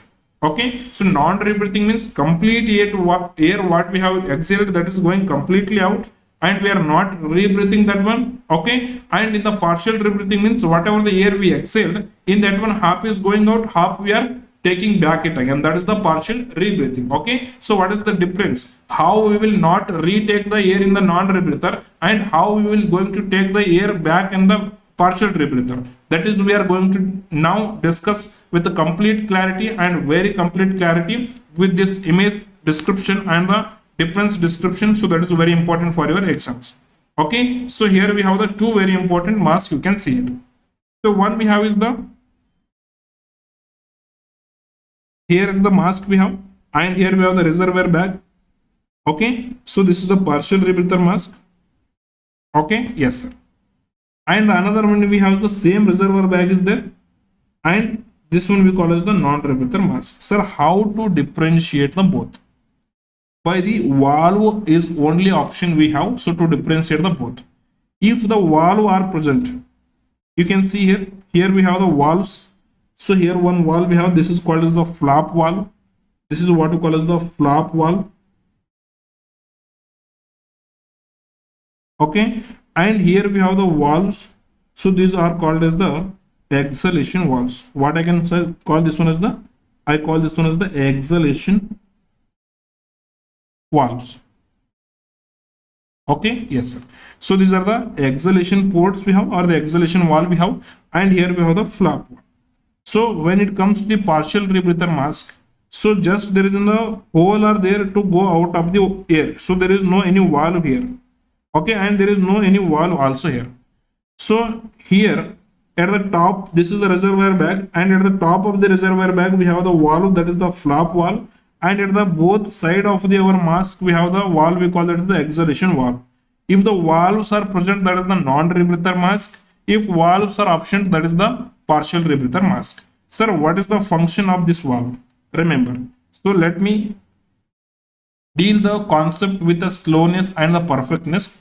Here it is a matter of the clarity of the concept. I will teach little bit slow and I will teach little bit perfect, so that you will never ever forget in your life. And if any one of your colleagues, if any one of your students, if any one of your whoever it may be, so there is working with you, if they ask the difference between this one, you can explain that one very perfectly. So listen carefully with complete concentration and understanding. So both the partial rebreather mask and the non-rebreather mask are having the reservoir bag. Okay, yes sir. And both we are going to connect with the oxygen source. So here we are having the oxygen source. Okay, yes sir. So I am going to connect this particular reservoir bag with the O2 source. And here how much flow rate of the O2 I have to keep? So in the O2 flow source I have to keep a flow at least minimum I am talking about. So that is the 10 liter per minute of the flow rate I have to keep in the oxygen source. So with the flow of the 10 liter per minute, the oxygen will comes like this, and this oxygen will go in the reservoir bag, and the reservoir bag will be filled. Okay, so reservoir bag will get filled with the oxygen. So now reservoir bag is filled with the oxygen. Okay, so what happens when the patient will inhale the air? So that time the oxygen, which is concentrated oxygen, which is there in the reservoir bag, that is going to come like this, and that time the flap valve will open. When it will open? When the patient will inhale. When the patient will inhale, that time this particular flap valve is going to open. So this air which is there here, this is going to enter into the patient respiratory tract. Okay, yes, I hope it is clear. So we are connecting the reservoir bag with the oxygen source, and the oxygen is coming and entering into the reservoir bag. When the patient will inhale, that time the flap valve will open, and the air which was there inside, it will go into the patient respiratory tract. Yes sir. So now patient completed his inhalation. So now patient is start to exhale. So whenever the patient is start to exhale, so that time what happens? That time the patient exhaling means the air will goes out of this particular exhalation port or the exhalation valve. When the patient is exhaling, so that time the air will go out completely. So the patient is exhaling means this particular exhalation valve will open. That time this particular flap valve is closed. So now tell me, during the inhalation, flap valve will open or close? During the inhalation. So now I am asking the question about the flap valve. So during the inhalation, what happens to the flap valve? Flap valve will open during the inhalation, so that the oxygen which is there here, it may enter into the patient body. Okay, and when the patient is exhaling, that time this particular flap valve will get closed, so that this particular air which is coming out of the patient, it should not enter into our reservoir bag. So whatever the air the patient is exhaling out, that is completely going out, and the patient is not breathing his own air. So there is no rebreathing. So that is the reason we call this one as the non-rebreather mask. Getting the point? Yes sir. So this is what you will study about the clarity of the concept. Okay, so I hope it is clear. Yes. Now comes to the matter of the flap valve. So when the flap valve will get open? So flap valve will get open during the inhalation. So this will get open during the inhalation. So the patient can take all the concentrated oxygen inside his body. Okay, so next, when the flap valve will get closed, so when the flap valve will get closed means flap valve will get closed when the patient is exhaling. When the patient is exhaling the air, so that time the flap valve will get closed. Okay, yes sir. And sir, when the exhalation valve will get open, sir, the exhalation valve which is there here, this will get open during the exhalation. Okay, and when this particular exhalation valve will get closed, sir, so these exhalation valves are get closed when the patient is inhaling. When the patient is inhaling, that time this both side valves are going to close, and the patient is exhaling, the both side valve is going to open. Okay, so I hope it is very much clear to every one of you, right? Yes sir. So this is the non-rebreather mask. So why non-rebreather? the oxygen concentration is going in the back, this oxygen is going into the patient body. So that time when the open was like flap wall was open, okay, and similarly when the patient was exhaling, so that time the exhalation wall is open, okay, so that air enter, like the exhale air completely gone out of the our mask, so that is there is no mixture of the exhaled here. So that is the non-rebreather what we can discuss already. Okay, yes sir. So now let me clear all these things. So yeah, I hope it is very much clear to everyone of you. Okay, and here we have the partial rebreather mask. So in the partial rebreather mask, there is no flap wall. So the oxygen will come in, it will get filled in the bag. So when the patient will inhale, that time oxygen will go into the patient will exhale, that time the oxygen which is coming out, the carbon dioxide which is coming out, that will comes into the bag also, and that will go out of the this particular exhalation ports also. Okay, so because there is no wall is therein, there is no flap wall, there is no like what we can say, there is no exhalation wall. So just we have the exhalation port. So through this particular exhalation port, while inhaling the air, so that time the air will come in, okay, and while exhaling the air will go out through the this particular exhalation ports. There is no any one-way valves. So in the non-rebreather mask, we have the one-way valve. So here the whatever the patient is inhaling, and that is a pure oxygen. So again, while exhalation, so the oxygen, the carbon dioxide is mixed with this particular air. Again, this air only patient is inhaling. So that is what we call is the whatever the air he is exhaled, that is he is rebreathing it. That is the partial rebreathing mask. Okay, so very simple thing, and I hope it is very much clear to every one of you, right? Yes sir. And this is the difference between this one. So how to identify the image based question? That is the valve or the game changer here. Okay, so the valves are the game changer here. This is the very important. Okay, so here the valves are mentioned, so that is purely non-rebreather. There is no valve, that is the partial rebreather. Okay, so we have the reservoir bag in the both. Okay, this reservoir bag, so what is the capacity of this reservoir bag? This reservoir bag is having the capacity of the 1000 ml, or we can say 1 liter. Okay, and before inhaling, how much of this particular reservoir bag should be filled? So this reservoir bag, at least we have to fill of the 1/3. So to fill it 1/3, how much oxygen flow rate we have to keep? So to fill it at least 1/3, we have to keep the 10 liter per minute of the oxygen. So now the question is in front of you. So that is the scenario based question. Now you are a nursing officer in a high dependency unit. Okay, so you are a nursing officer in the high dependency unit, and the doctor advised to deliver the 100% of the oxygen. So you have chosen the non-rebreather mask, and you are noticing that when the patient will inhale, that time the reservoir bag is collapsing. So what is the next important nursing intervention is the question. Try to respond. You are a nursing officer in the high dependency unit, and doctor advised of giving the 100% of the oxygen, and you have chosen the non-rebreather mask to deliver the 100% of the oxygen, and you have started the 100% of the oxygen delivery. So when the patient is inhaling, the reservoir bag is completely collapsing. So what is the next nursing intervention? Option A is increase the flow rate of the oxygen from 10 liter per minute to the 15 liter per minute. Option B is none of the above. So simple thing is very simple thing. As a nursing officer, you have to increase the flow rate of the oxygen. So where main thing is you make sure that the reservoir bag should not get collapsed completely. If it is completely collapsing, patient is getting the insufficient air. Getting the point? Yes, sir. So this is the very important nursing intervention you have to keep in our mind. Okay? Yes, sir. The next very important points to be keep in our mind, the golden point just we have discussed is reservoir bag we have. So this is having the capacity of around 1000 ml. Or the 1 liter is the capacity of this one. Okay, so minimum oxygen flow rate we have to keep is 10 liter per minute.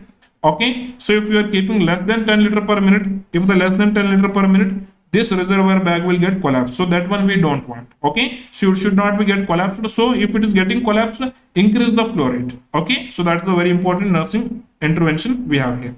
The difference we have already done. So just we will see them some values here. So that is the very important for the exam again. So we have the partial rebreather mask. In the partial rebreather mask, how much flow rate it can deliver?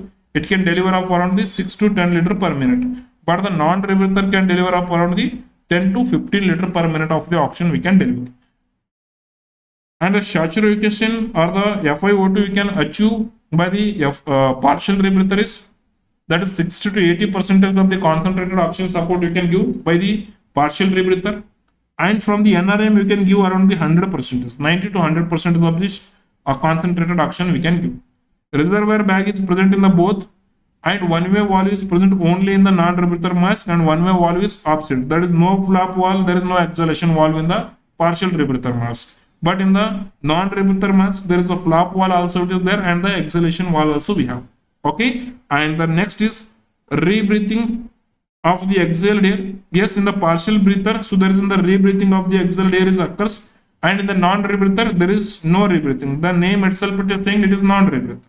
Okay, and the most important, oxygen concentration, that is high level of the we can deliver up this up to 60 to 80, and here the very high we can deliver about the 90 to 100%. Okay, so this is just difference between the partial rebreather and the non-rebreather. So I hope it is very much clear on the concept of the NRM and the PRM. So I hope it is completely clear. I hope there is no any doubts. Okay, so if still you are having doubt, you can mention. Okay, yes sir.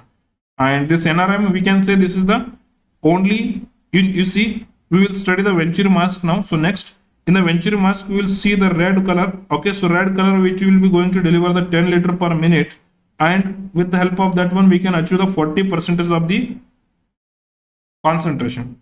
Okay, so and this particular NRM, what we are studying here. So if you are giving the 10 liter per minute, you can achieve around the 90 to 100% of the saturation or the concentration or the FiO2 we can achieve here.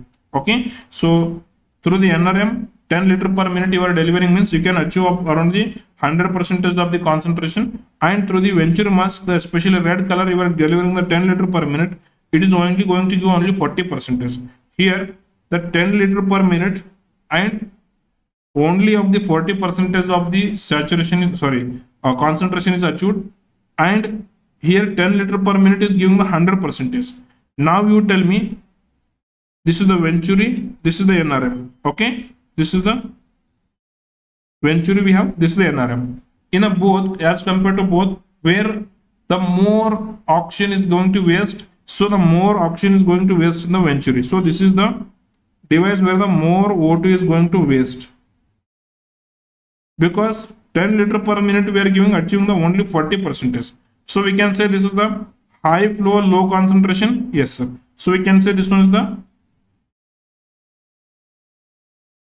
high flow, low concentration.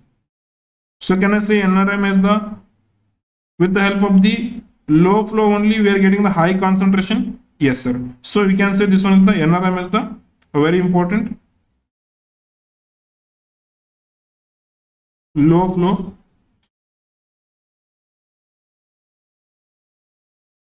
high concentration. So this is very important for your exam. So please do keep in your mind, and most important. Okay, so I hope it is very much clear to every one of you. Okay, so the next concept is here. So do read the concept properly, perfectly, and try to give the best answer.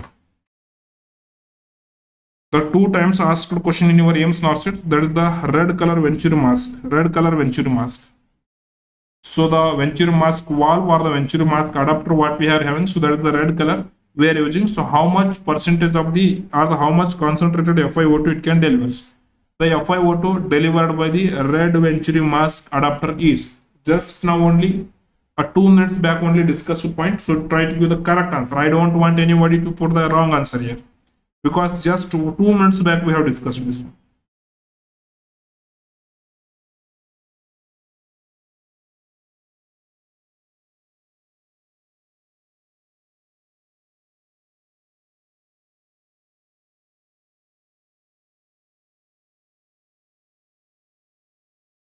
Yes, everybody of you have given the correct answer. That is the 40% is we can deliver. Okay, so maximum how much we can deliver, that is the 40%. 24 means which color is this one? So we have the mnemonic for this one. I will show the mnemonic, so that will be very much clear to every one of you. So to understand the flow rate and the concentration, so this is the Venturi mask color coding, flow rate and its concentration. Remember, the mnemonic is bullet is white or yellow, Raju granted it. Raju want just one bullet. You give the white color bullet or yellow color bullet. He want is he will grant it. Okay. So bullet is, it may be a white color, it may be a, or it may be a yellow color. Raju granted it. That is, the bullet is white or yellow. Raju granted it. Okay. Yes. Raju want just a bullet. You give any color. You give the white color or you give the yellow color. Just you want the bullet. Okay. So after becoming a nursing officer, the first dream of the boys, especially boys, taking the bullet, Royal Enfield. Okay, so that is the dream, right? Even I take my first salary, the Royal Enfield. Okay, so I have the Royal Enfield. So that is that boy's dream. Okay, so that's the very important. Next we have here, the bullet is white or yellow. Raju granted it. What it means? The bullet is the blue.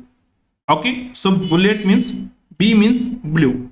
So that is how much percentage of the oxygen it is delivering. So it is delivering of the 24% or the 24 concentrated of the FiO2 it is delivering. The flow rate of this one will be 2 liter per minute. Okay. Now you come here, the white, it means the white color we have, that is the flow rate of the 4 liter per minute. That is 28% FiO2 we have. Okay. And the 6 liter per minute, 31% is 8 liter per minute, 35% is 10 liter per minute you are giving, only 40% is 15 liter per minute you are giving, and it is only 60%. So that is high flow, low concentration, but it is the most accurate.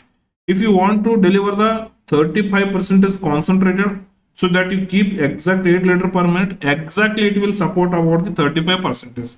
The most precise method, most consistent method, most constant method, and most accurate method, that is the Venturi mask is the most. But here after giving the 15 liter per minute, it will deliver you only 60, so that is going to waste more oxygen. Okay, so here we are giving the more oxygen, only less concentrated is achieving, so that is the more oxygen waste is happening in the Venturi mask. Are you getting the point? Yes sir. So here you can write bullet white, so the blue, white, orange, yellow, red, green, these are the color code. Okay, that is the bullet is the blue, white is the white, or is the orange, yellow is the yellow, Raju is the red, and the granted is the green. In this one, the most commonly used and most commonly asked in the exam is, that is the red color Raju bhai, that is the 10 liter per minute, 40% is concentration we can achieve. And the one more, that is the minimum we have is the 2 liter per minute, 24% of the FiO2 we can achieve, so that's the blue color. Okay, and maximum is the green color, so that is the 15 liter per minute, which we can give the flow rate, and the maximum concentration we can achieve is the 60%. So please do remember this chart. This is very, very, very important for your exams. Okay, so is that clear? Yes sir. And we can see our Venturi mask valves also here. So this is, here we have the blue. Okay, so that's the bullet, the white. Okay, so orange, yellow, red, and the green. Okay, so that is the blue is 2 liter per minute, 24% of the FiO2. 4 liter per minute white, 28% of the FiO2. 6 liter per minute of the orange, that is the 31% of the FiO2. 8 liter per minute for yellow, that is the 35% of the FiO2. 10 liter per minute is the red, that is the 40% of the FiO2. 15 liter per minute is the green, so that is the 60 liter per minute of the FiO2. This is the minimum, this is the maximum, this is the most common. And in this one, most common and best in the COPD patient, for a COPD patient,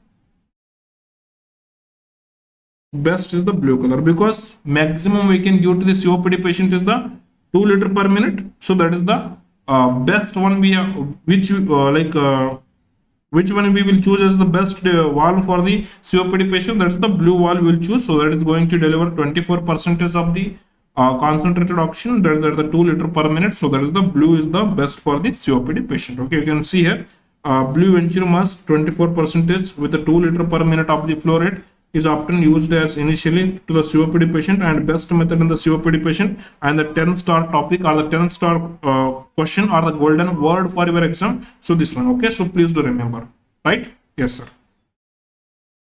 And next we have the golden words. You can see the image based question also. This is the image based question for your Venturi mask, which looks like a simple face mask. Don't choose the answer in the hurry in the exams. Focus for the valve. Okay, if the valve is there here, this is the Venturi valve. If the valve is there, so that is the Venturi mask as the correct answer. You have to choose. Don't do any gutbud. Don't do any hurry because every one single marks is going to be a decider. So you ask the people where they are giving the 4 attempt, 5 attempt, what is the value of the 1 marks? They will tell you in a very perfect way. Okay, so some people, they used to get only a miss chance by of 0.5 marks. That is going to be a very hard. If the like not studying, completely out of competition, not selecting, okay, no problem, we can forget. But even after studying, even after putting the complete energy, even after maintaining the consistency, so just you are making again a silly mistake, not focusing on the images, not focusing on the questions. Because of that one, you are making the silly mistakes, miss. That is going to be a hurt and very hurtful. That one we don't want. Okay, we are studying the perfectly. We know where to grasp, where to hold, where to focus, because your master is guiding you, teaching you, training you to focus where. So that is you have to follow here. Okay, so that is going to be a rank decider. Okay, if the mask having the Venturi valve, that is the Venturi mask. So if this Venturi valve is not there, that is the simple face mask. Okay, so I hope it is very much clear. And if the question is coming, this particular Venturi mask works on the which principles? It works on the Bernoulli's principle, where the flow wherever increases, the pressure will decreases. Based on this Bernoulli's principle, our Venturi mask is going to work. Okay, and minimum it can deliver of the concentrated oxygen of the FiO2 24% is maximum it can deliver of the 60%. Flow rate is from the 2 to 15 liter per minute, and oxygen delivery is based on the color codes, just we have discussed already. Okay, and this is most commonly used in the type 2 respiratory failure. So where this is happening due to the COPD patient. Remember, in the COPD patient type 2 respiratory failure, so we are going to use the blue color Venturi mask. That is the 2 liter per minute. I already discussed the question, and it delivers the precise and accurate oxygen delivery system. So that is the Venturi mask. Okay, this is very important for your exam. And the Venturi mask is fixed oxygen delivery device which we have. Okay, so this one is the very important for your exam, so please do keep in our mind. Okay, so Venturi mask which we have is the, so that is the fixed oxygen delivery device we have. So this is the Venturi mask. So I hope it is very much clear to every one of you. All right, so done. These are the all golden points what we have done in this one. So Venturi mask is very important, and as of my experience, so this one will strike one important MCQ in your exam in the next upcoming Norcet fix. Okay, so please do keep in mind. Next is, we have the next question here. Yes, so the question and the concept of the HFNC. So read this question, answer to this question. We will go to the HFNC and we will do the HFNC in such a beautiful way where again you will never ever forget in your life. Okay, yes. The maximum flow rate that can be delivered by the high flow nasal cannula is. Okay, so what is the maximum flow rate that can be delivered by the HFNC in adult is? What is the maximum flow rate? Option A, 10 liter per minute. Option B, 20 liter per minute. Option C, 40 liter per minute, and option D is the 60 liter per minute. Okay, so what is the correct answer? The maximum flow rate that can be delivered by HFNC in adult is how much approximately?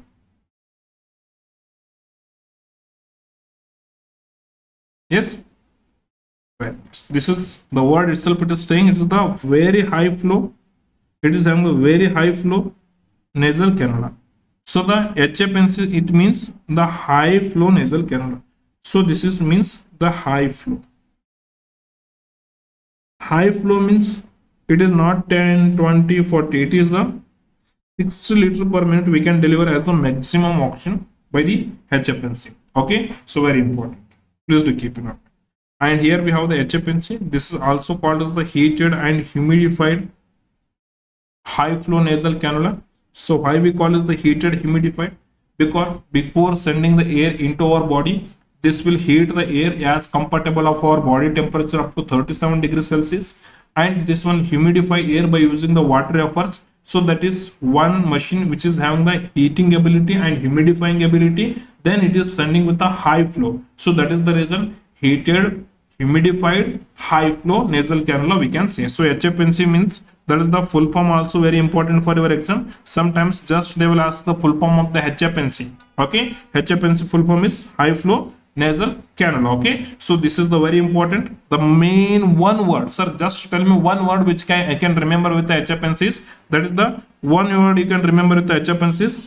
Heated, humidified, high flow is the word you can remember. Okay, so this is going to give heated and humidified air, and this one will be going to deliver the heated humidified oxygen to the patient at the 60 liter per minute, and this will make the temperature of this one up around the 37 degrees Celsius. Okay, so FI what we can deliver is up to 99 to 100% we can deliver. So image based question is a very important for your exam. This is your IBQ of the HFNC. Remember, sir, how to identify this one? So you can see the concept based on this one. So this is the we have here. So you see, most importantly, one thing which required is the saline or the distilled water. So that is going to connect to this particular pipe, one end here. Okay, so here which is going to connect. Okay, and another end we have the oxygen flow source. Okay, so this is the wall mounted oxygen flow source is there. So that is going to connect to this machine. Right, so this oxygen source which is coming to machine first, then it is getting the heat, and from here the water is getting, it will come humidify.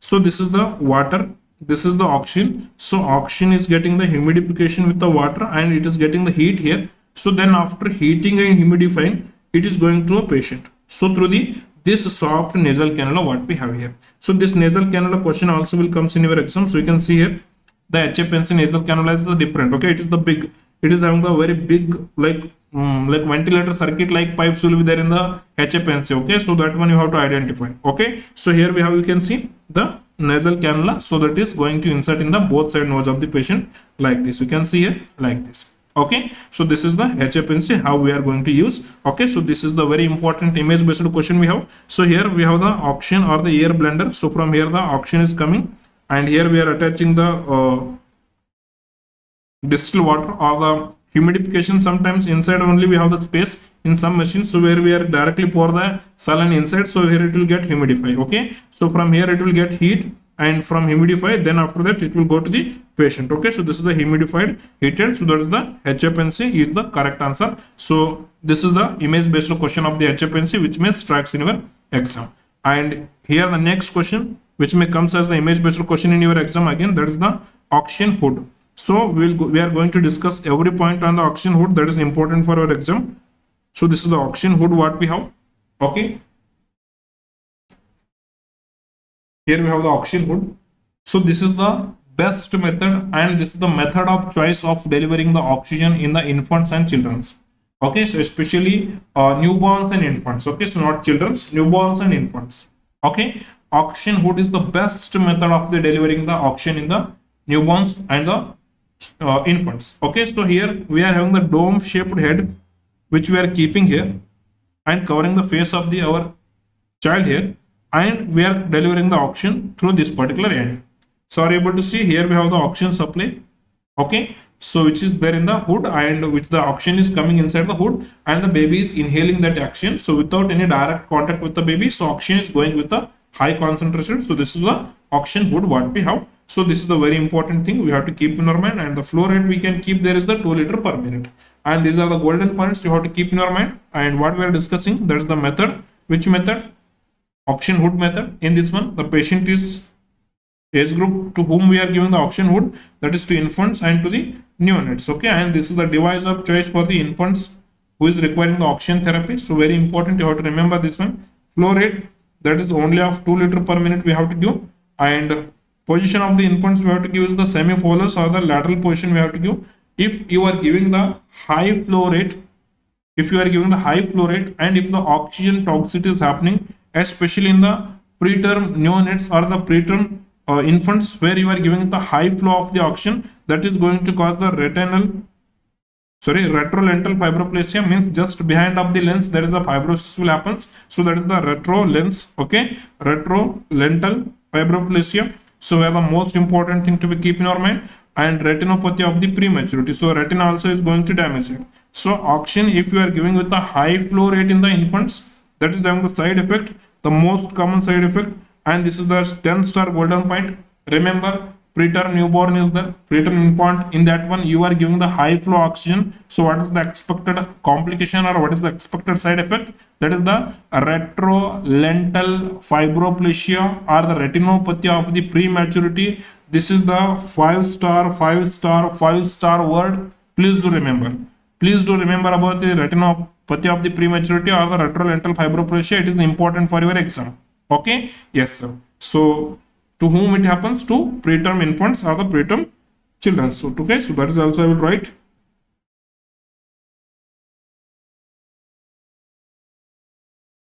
Preterm infants are the newborns what we have. So to them, the very importantly retrolental fibroplasia will happen. Okay, so is that clear to every one of you? Yes, sir. So this is very important about this one, and we have the next image based question. That is the oxygen tent. This is the oxygen tent. And here what we have, so a patient who is getting the oxygen for the long term, and who is having the difficulty in the attaching the something to the mouth, to the face. So that is we can't give by the nasal route in direct contact. So that time, or else in a burns patient. Okay, so how you, if the facial burn is happened, so how you will attach the mask and also you can't attach. Okay, that's the painful, right? So that time in a burns patient, okay, and the patient with the complete sensitivity with the face, so that patients we can deliver the oxygen by the oxygen tent. Okay, so we can deliver by the oxygen tent. So here it is the transparent plastic covering we will do. So in this one we will start to supply the oxygen. So that is the very important we have here. Okay, and the one very important thing to be remember is here is the high risk of the fire. High risk of the fire, because you know this is the big tent which is having the huge amount of the oxygen. Oxygen will support the fire. If any someone with a cigarette smoking and BD smoking which is coming near to the patient, so the patient may get burst. Already patient is having the burn, and the cigarettes, like the smokers are again burning the patient. That is the very dangerous situation. Okay, so just remember that if you are using this particular oxygen tent, make sure that no one should come near to the patient with a fire. Okay, so that should be avoided, because high risk of the fire accident is there. So remember. Okay, and we have the one more image based question, so that you have to remember as the image based question. Face tent, it is not a face mask, you can see. So this is the face tent. Okay, nowadays we are not using. So just for your knowledge purpose, and if the question is coming, you can eliminate by the face tent, which is the face tent, you know, so we can eliminate. Okay, so that is the face tent image is this one. Okay, yes sir. And here we have nasal catheter. Nasal catheter, so this is also outdated. We are not using now the nasal catheter. We are not using in the practice now, because this is having the highest chance of the nasal mucosa damage, and the sinusitis was there. So in the some research proposals and all, and this is very rarely we will see in the hospital now. So that is the nasal catheter. Okay, so till now, first time what we have discussed, that is the most common one, previously used one, that is the nasal cannula. That is only we are using most commonly now, and nowadays we are not using the nasal catheter. Okay, so still for your knowledge purpose, you understand, this is the image of the nasal catheter, which looks like a NG tube. It is not a NG tube. NG tube will be length of the NG tube will be more, and at the end of the NG tube, here you will be having the cap. Okay, so here you will be having the cap. Okay, so here you will be having the source that can be like a hole which can be attachable for the syringes. Okay, so this is not in the NG tube. This is the nasal catheter. Okay, and how we have to measure the length of this nasal catheter? That is the important question you may get. So this length will be measured from the tip of the nose to the tragus of the ear. Okay, so then we will insert through the nose. It will go up to the vulva. Okay, so we'll insert through the nose. It will go up to the vulva. So that is the very important thing. Tip of the nose to the tragus of the ear is the measurement we are doing. Okay, so tip of the nose to the tragus of the ear, and we'll insert through the nose. It will go inside the vulva, up to vulva. Okay, what is the flow rate we can give? That is, I told 1 to 4 liter per minute is the flow rate we can give. Okay, and we are inserting the right nose.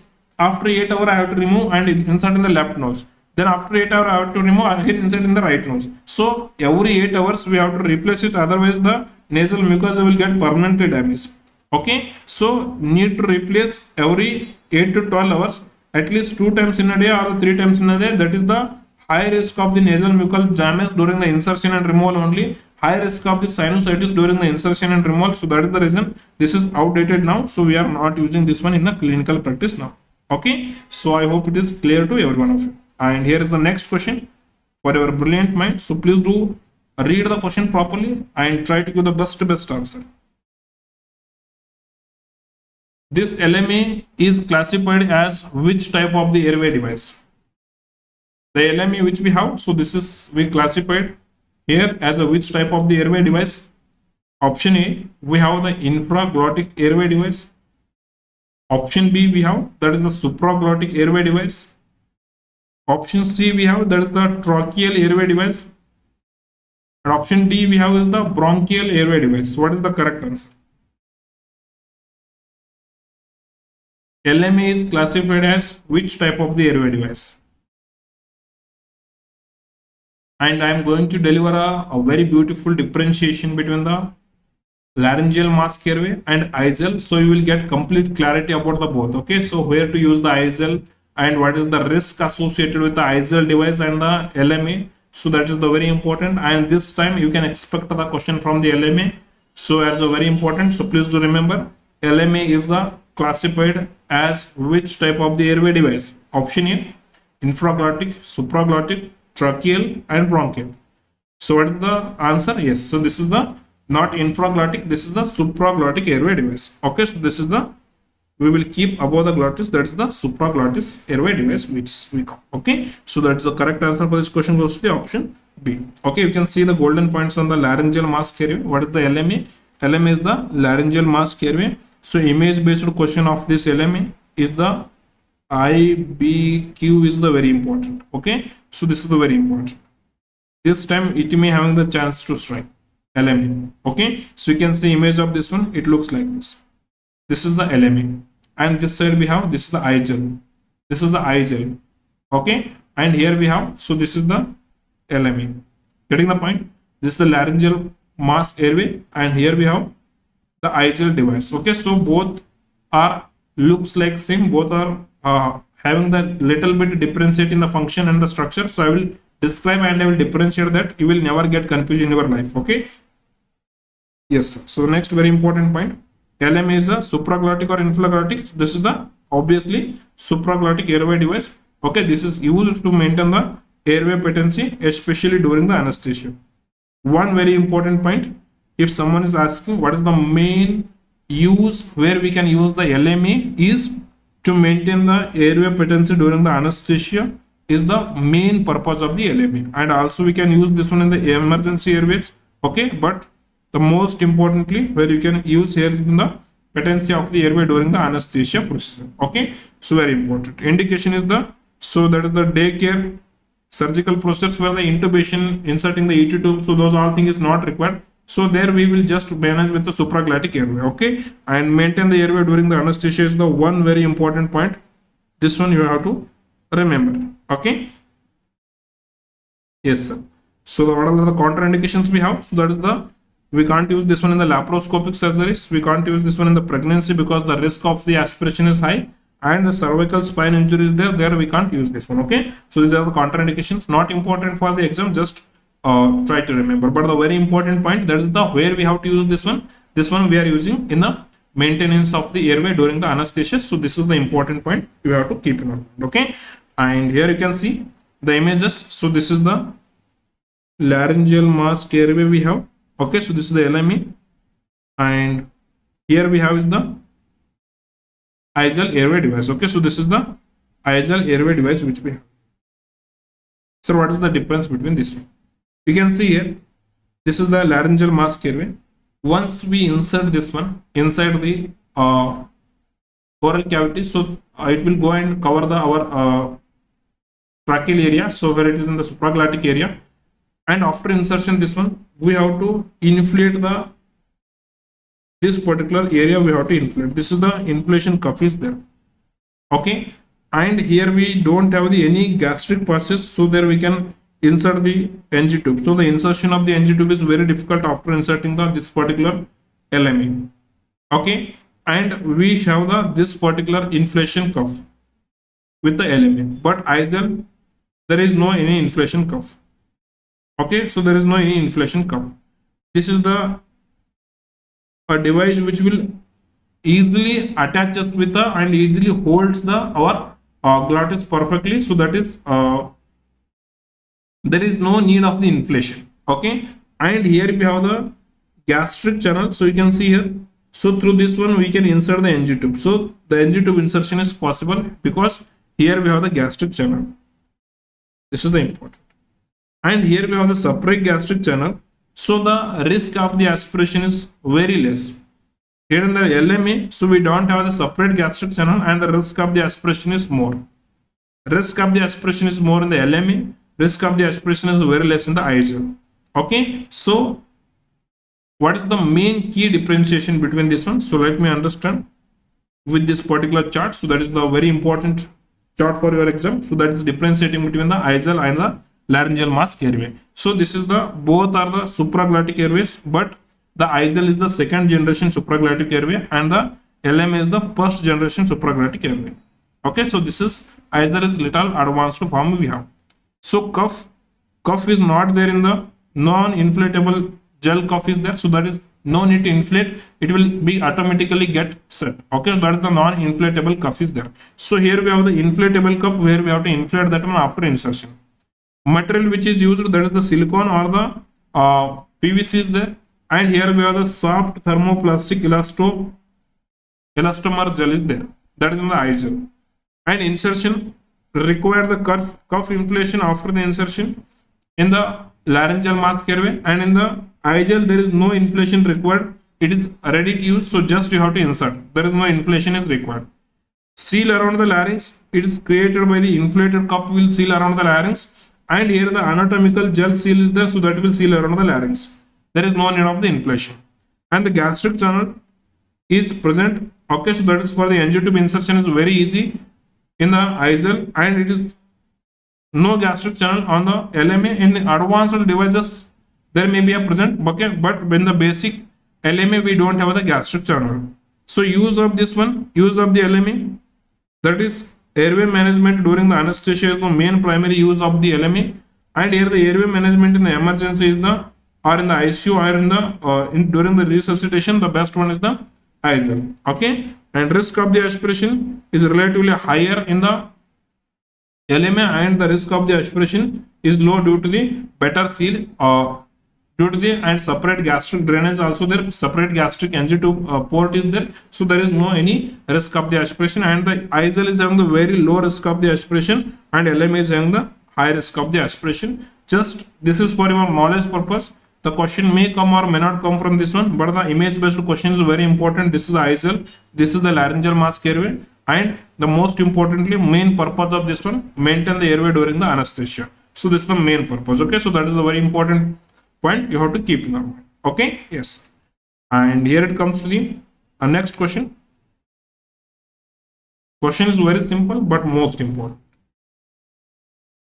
The Godal airway is there, so this is most commonly used in the Godal airway is there, so this is most commonly used in option A, conscious patient. But in a conscious and in a semi-conscious patient, if we are using the Godal airway, that will induce us the gag reflexes. So gag reflexes frequently inducing means the high risk of the aspiration. So the conscious and semi-conscious patient, Godal airway is contraindicated. Godal airway we are not going to use. So Godal airway is contraindicated in the both conscious and semi-conscious patient. So to which patient we can use, sir? This is mainly used for the unconscious patients. Sir, why? What is the main purpose of this one, sir? To maintain the airway patency. So that is by preventing the tongue fall back. Sometimes in the unconscious patient, what happens? Our own tongue, it will get fall back and it will block our airway. So in order to prevent that when tongue fall back and airway blockage by our own tongue fall back, so the Godal airway is used, but the most commonly we are using only in the unconscious patient. It is not used in the semi-conscious and the conscious patient. Okay, so the correct answer is the option C goes to the correct answer. Remember for your exam, Godal airway is another name of the oropharyngeal airway. So this is another name of the oropharyngeal airway. So that is the Godal airway. Okay, so that is the very important. Main purpose of this one is to Yes, to prevent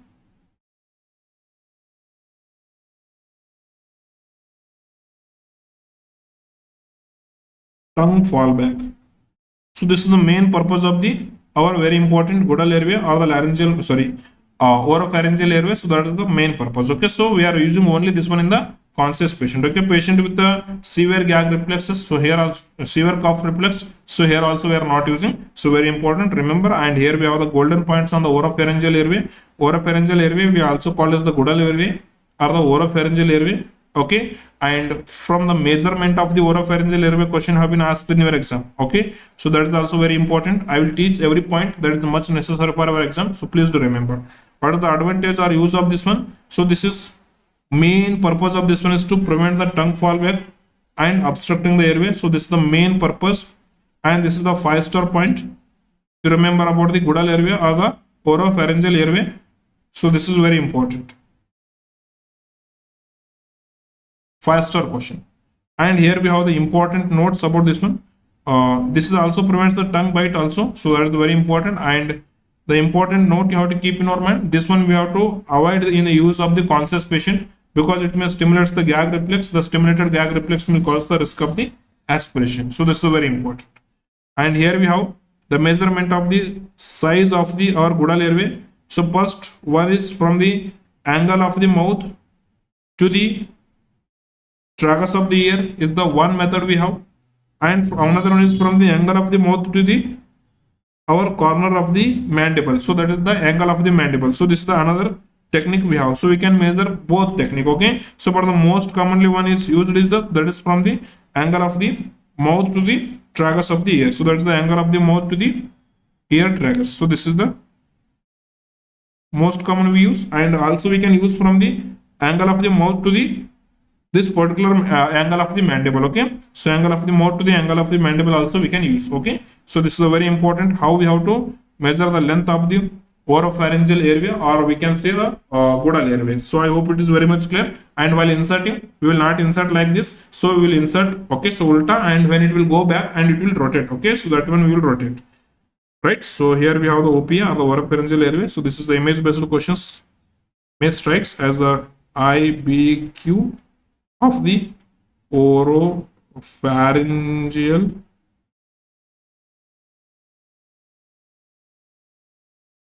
airway devices.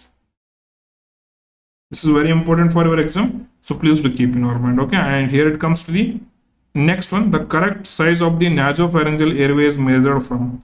So the oropharyngeal we have discussed. Now is the question from the nasopharyngeal. So how we are going to discuss the like how we are going to measure the nasopharyngeal airway. So one we have discussed is the godal airway or the oropharyngeal airway. So that one we are going to measure from the corner of the mouth to the angle of the mandible, okay, or from the corner of the mouth to the tragus of the ear. So here the correct size of the nasopharyngeal airway measurement is starts from. So from here to where we have to measure, that is very simple. Nose to chin, no. Mouth to ear, no. Nose to clavicle. Can we measure nose to clavicle? No. The correct answer for this one is the yes. Almost all people given the correct answer. That is the from nose to tragus of the ear. So this is how we have to measure the nasopharyngeal airway. Okay. So you can see the image based question of the nasopharyngeal airway. So this is the nasopharyngeal airway we have, that is the NPA we can see. So you can see the image of this one. So this is also very important image based question. So which may strikes here. So initial of the class only I told it is having the almost and around of the 20 to 25 images. So among this one, the 2 or 3 images you can expect in the exam. Okay. So this is the nasopharyngeal airway we have. Okay. So from here to where we are measuring from the tip of the nose to till the tragus of the ear. So this is how we have to measure the nasopharyngeal airway. Okay, so measurement is starts from the tip of the nose to the tip of the earlobe. Okay, so that is the very important tip of the nose to the tip of the earlobe. So I hope it is very much clear. So this is the measurement of the our nasopharyngeal airway. So this is the question which may strike. So please do remember as a 5-star point, and don't confuse between the oropharyngeal airway measurement and nasopharyngeal airway measurement. Oropharyngeal airway from the corner of the mouth, and the nasopharyngeal airway from the tip of the nose to the ear lobe. Okay, so I hope it is very much clear, right? Yes. And here we have, what is the main purpose of this nasopharyngeal airway? So this is a soft tube which is inserted through the nose we are inserting, and until the pharynx we are inserting. So this is just to maintain the airway patency. Okay, so this we can use in the both conscious and unconscious patient. Okay, but the caudal airway is only in the unconscious patient. Okay, so the nasopharyngeal airway we can use both in the conscious and unconscious patient to maintain the airway patency. You can use the nasopharyngeal airway. So this will maintain the patency by preventing the obstruction of the nasal route. Okay, and this will also prevent the tongue from the falling back, because until the pharynx it will be like, it will be going from the back, and if the tongue back is there, so that will get obstruct, that tongue back will be like, which we can say holded by this particular nasopharyngeal airway, because in the pharynx we have this particular tube. It will not allow the tongue to get fall back and get blocked the airway. Okay, so this is also prevents the tongue fall back, and this is also prevents the airway obstruction by the tongue fall back. Okay, so very important. And this one very important for your exam, contraindications of the nasopharyngeal airway. So that is, if any patient is suspected with a basilar skull fracture, so base of this skull is fractured, nothing to be inserted from the nose. Don't insert NG tube, don't insert the nasopharyngeal tube, and don't insert anything in the nose. Okay, so in a case of the basilar skull fracture, insertion of the nasopharyngeal airway is the completely contraindicated, and this is the very important for your exam. So please do remember. Along with this one, if the patient is having the coagulopathy, so risk of the bleeding is there, and if the patient is having the nasal trauma or nasal polyp, so here also, or the nasal fracture, so here also we should not insert the nasopharyngeal airway. Why we should not insert in the basilar skull fracture? Because the base of the skull, especially sphenoid bone, is fractured, means the catheter which you are inserting, the tube you are inserting, which may directly go into the directly it may grow into the brain only. So if it is going inside the brain, means, so it may worsens the injurious part, and it may causes the further worsening of the situation, so that we don't want to insert a nasopharyngeal airway in the case of the basilar skull fracture. This point is very important for the exam. From here you may expect one question. Okay, yes sir. So next very important point is measurement we have done, and image based question we have done. So this is most important. Here it comes to the next question. Yes, so do read the question properly, perfectly, and try to give the best answer. When connected to the oxygen source, the Ambu bag can deliver approximately how much percentage of the oxygen? So we have connected the Ambu bag to the oxygen source. So how much percentage of the concentrated oxygen we can deliver? So where I have told you, in the 100% oxygen delivery system mnemonic, that is the National Health Machine and ABC. N stands for as the non-invasive ventilation and the non-rebreather mask. H stands here as the high flow nasal cannula, and M stands the mechanical ventilator. A stands the Ambu bag. B stands the BiPAP, C stands the CPAP. So Ambu bag is also the device where we can deliver the 100% of the oxygen. So this is the device where we can deliver the 100% concentrated FiO2 we can deliver. So very importantly, how to keep in our mind, when you connect this one to the oxygen source, it will deliver the around 100% of the oxygen. So very important. Sir, what is the full form of the Ambu bag? What is the full form of the Ambu bag? So full form is very simple. This is an artificial manual breathing unit. So this is the artificially created one, and we need to manually compress it to deliver the breath, and this is the supporting for the breathing. So that is the Ambu bag, or the artificial manual breathing unit, what we can call. Okay, so this is the Ambu bag what we have. And in your exam, the parts of the Ambu bag, and identify the part of the Ambu bag. So that kind of the MCQ may strikes in your exam. So please do pay the special attention. So that one we are giving very perfectly in the practice in the master nursing classes test series. So that is like all the airway devices, Ambu bag, important questions, important images, new images, and the scenario based questions, and the practical based questions, and everything which is required for your exam is there in the test series. So without missing one day also you give the test series. That is the beneficial for your exam. Okay, so because you will expose to the multiple topic, and don't forget to review with the rationale, because our rationale is the very standard. Okay, so that is from the very high authentic books, so where we are going to give the give the very high authentic rationale, so that will be very helpful for your exam. Okay, so if any one of you are still not a part of the test series, you can join as early as possible. Okay, yes sir. And here it comes to the very important golden points on the Ambu bag. So Ambu bag is the artificial manual breathing units we have.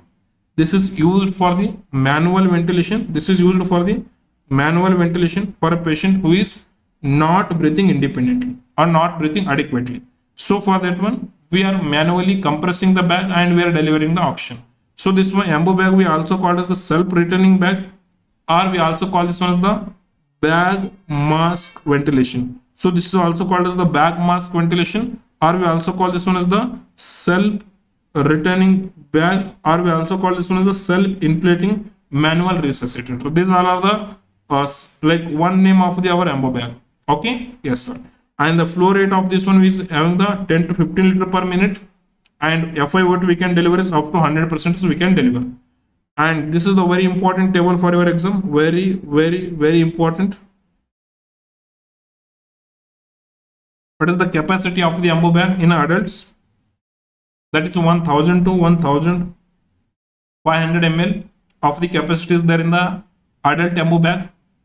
Okay, so the Ambu bag of the children is having the capacity of the 500 to 750 ml, and for the infants and neonates, the Ambu bag is having the capacity of the 240 to 500 ml. So this is a very important for your exam, the capacity of the Ambu bag. So please do remember this one. This is very important for your exam.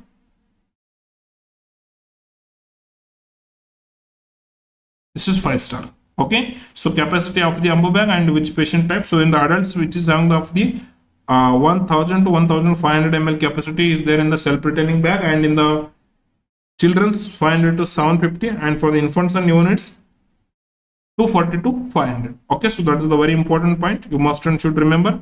And the technique we are using in the holding of the Ambu bag, that is the C and E technique. So that is the very important, how we are going to hold the Ambu bag mask especially, that is the C and E technique. So C is for securing the mask and E is for lifting the mandible. Okay, so that is the very important. This is the my thumb finger and index finger. So this I am making the C. Okay, so this one I will hold on the mask, and with these three fingers. Okay, these three fingers which is looking like E, you can see. So this is looking like a E. Okay, so this E is for holding the mandible. You can see like this. You can see here. So this is the C what we have here. This is for securing the mask. This is the C. Okay, so let me draw properly. Okay, this is the C what we have. This is to secure the mask. And the E technique which we have here, you can see we have the E, that is to lift the mandible to maintain the patency of the airway. So this is the C and E technique what we have here. Okay, so this is the C and E technique what we have here. So our the one hand technique what we can say. Okay, and we have the one more technique that is called as the thinner eminence technique, or the two thumb technique, where we will hold the mask with the completely two thumbs. When it is possible, when the two rescuers are there, that time the thinner eminence technique is possible. With one rescuer, the C and E technique only. With the two rescuer we have for the airway only, so that we can go for the thinner and eminence. With the two thumbs, I can hold the very important what we can say Ambu bag face mask. Okay, so that is, and with the these fingers I can lift this particular mandible also, so to maintain the patency of the airway. Okay, so if the two rescuers are there dedicated to the airway, so that time thinner eminence technique also will be used. Okay, this is also called as the two thumb techniques, or here we will be using the both thumbs to compress the mask and the fingers to lift the mandible. Okay, so this is a very important thinner eminence technique also we have in the like Ambu bag holding. And this is the C and E technique, and this is the most commonly used, and this is most frequently asked question in the exam. Okay, so this is the C and E technique, very important, so please do keep in your mind. And I told about the C, so that's the C technique. This is formed between the thumb and index finger, and which is making a C shape around, and this is sealing the mask around our face. Okay, so next we have the E technique. So in this one, remaining three fingers are there. There's a middle finger, ring finger, little finger. So these three fingers are helpful for the lifting the mandible upward. Okay. So how we have to lift the mandible? So this one you have to lift the mandible upward. Okay. So this is the very important point you have to keep in our mind. Okay. So then parts of the Ambu bag what we have here, you can see. This is the parts of the Ambu bag what we have. Here the most important one, understand. I will teach with the concept. There is no ratta mark. Okay. So understand. First one is the, here we have the face mask. This face mask is going to directly attach with the our nose and face. Both will be covered properly. Upper is nasal bridge should be covered, and here is the like the angle of the mandible. It should not go here also. It should not go here also. Okay. So it should be cover only nose and the angle of the mandible, and it should be properly cover the mouth and nose. Okay. Not big, not small. So proper size mask is required. Okay. This is the face mask we have. Okay. Whenever we will compress this particular bag, so that time the air will come and it will go into the patient body. If you are compressing very fast and very hard, that time here we have the pop-up valve. So the pressure is increased, means the air will leak from here, and only how much required percentage is there. So that, sorry, how much required pressure is there, that much only it will go inside the body. If you are giving the high compression, so you know some healthcare providers, they will come with a big muscle mass. Okay, so like gym lovers, they will use to compress the Ambu bag like very hard, very fast. So that time if the air pressure is very high, that time here we have the pop-up valve. This pop-up valve will get open and the air will leak from here. So it will not allow for the go of the excessive air. Okay, yes sir. So we have the pop-up valve here. So this is a question they may ask, what is the name of this valve? What is the name of this valve? So this is the our pop-up valve we have. Very important. Okay, yes sir. And whenever the oxygen will go inside, patient will exhale that one, right? So patient will exhale that one. So that is coming out means, so here we have the exhalation port. Okay, so here we have the valve, so that is the expiratory valve. So from here the exhale, inhaled air, so that it will come out, that is the exhalation port. Okay, so during exhalation all the air will not come.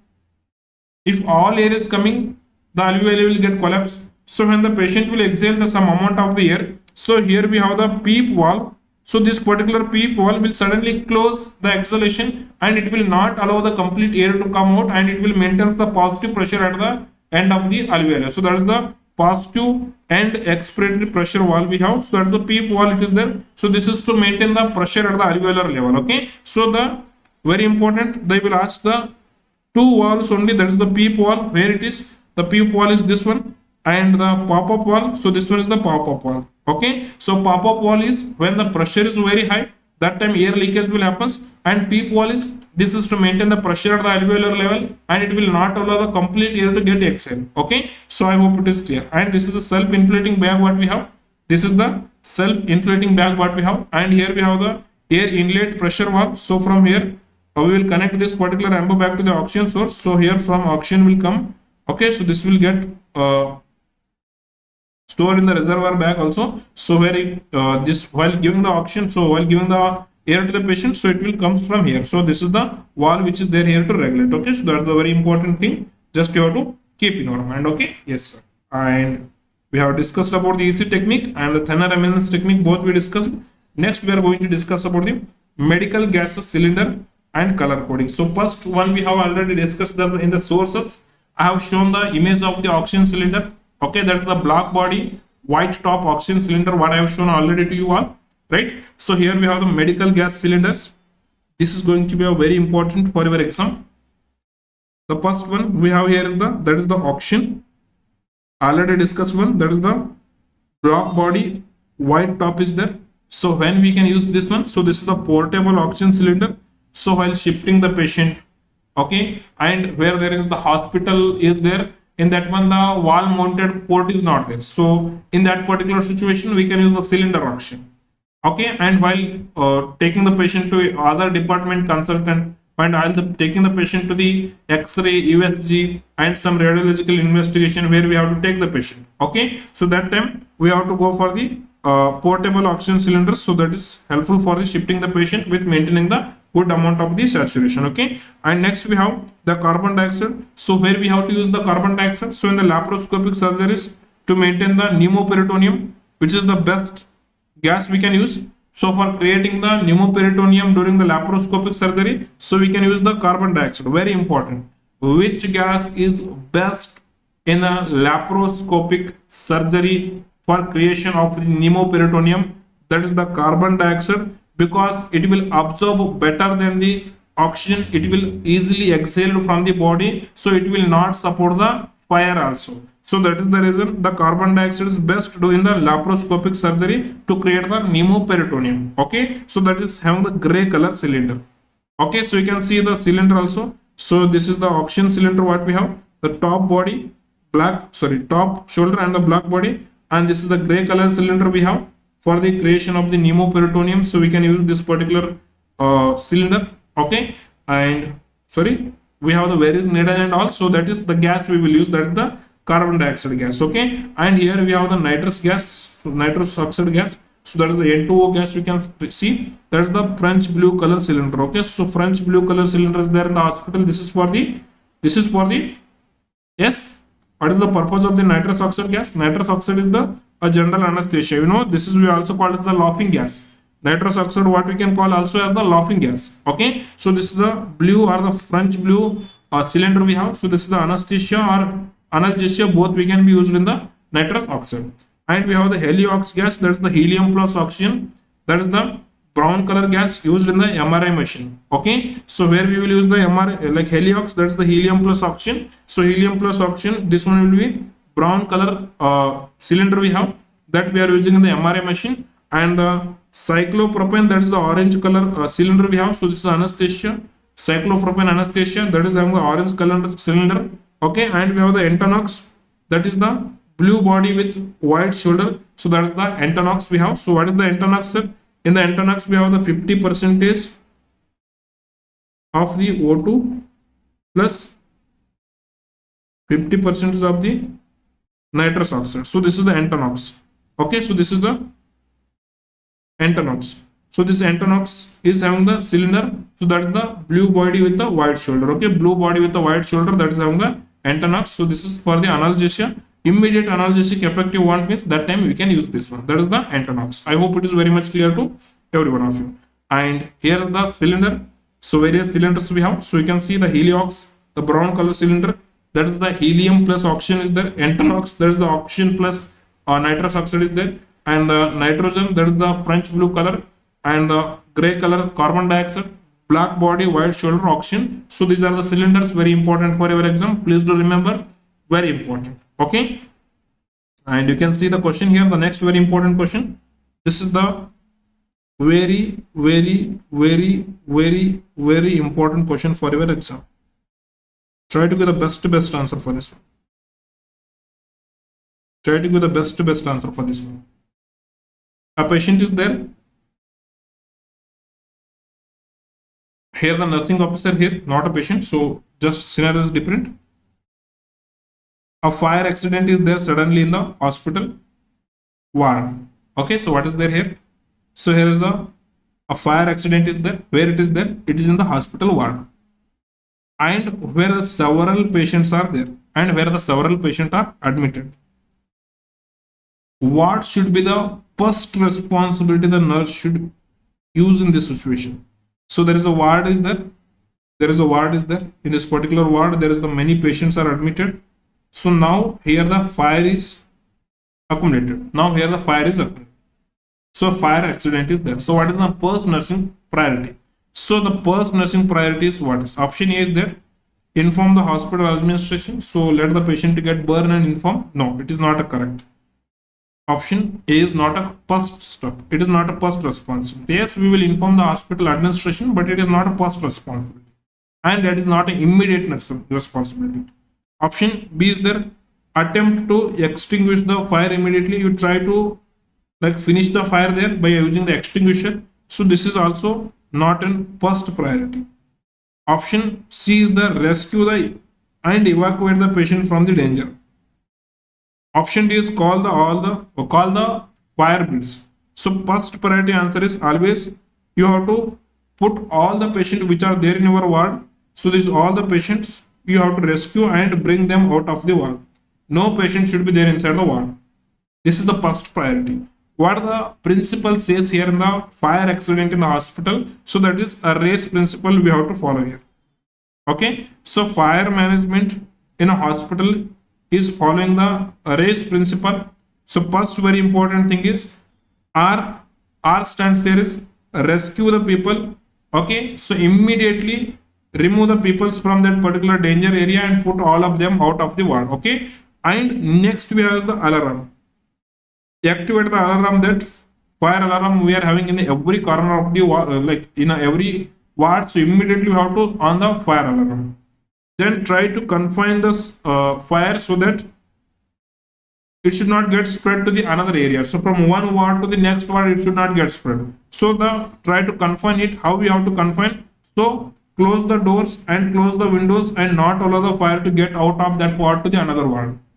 Okay, and next we have is the E. E is the extinguisher. So we are using the extinguisher to finish the fire. So this is the a very important priority you have to follow. So always first priority goes to the rescue the patient and rescue the people which is there in the immediate danger. So after that only remaining all. So this is the principle where we have to follow.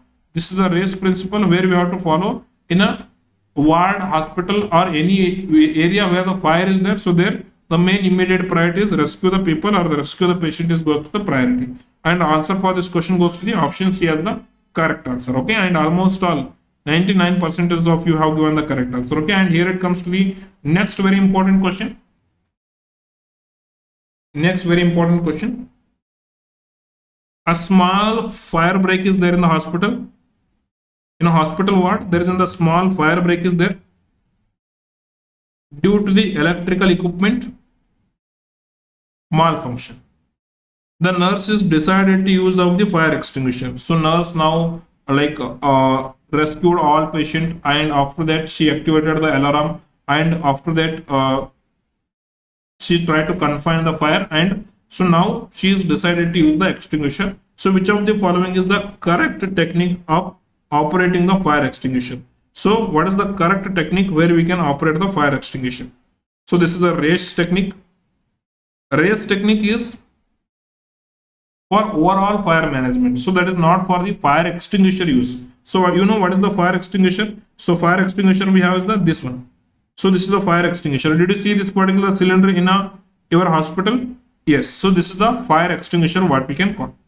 Okay. Yes, sir. So to use the fire extinguisher, we have a principle. So that is not ABC, not a stop technique. So that is the fast technique we have. This is the fast technique that is used for the use of the fire extinguisher device. So how we have to use the fire extinguisher? So you can see the fast means that is pull the safety pin. So you can see here we have the fire extinguisher. So first one is, so here will be the safety pin. So that safety pin we have to pull it first. Okay, this is, you can see here. So we have pulled out the safety pin. So this is the safety pin we have pulled out. Okay, so now lock is open. Now lock is open. Okay, so after pulling the safety pin, that's the P stands as the in the pass. Sorry, PA double is pass. So P stands as the pull the safety pin. Okay, we have pulled the safety pin. Now it is ready to use.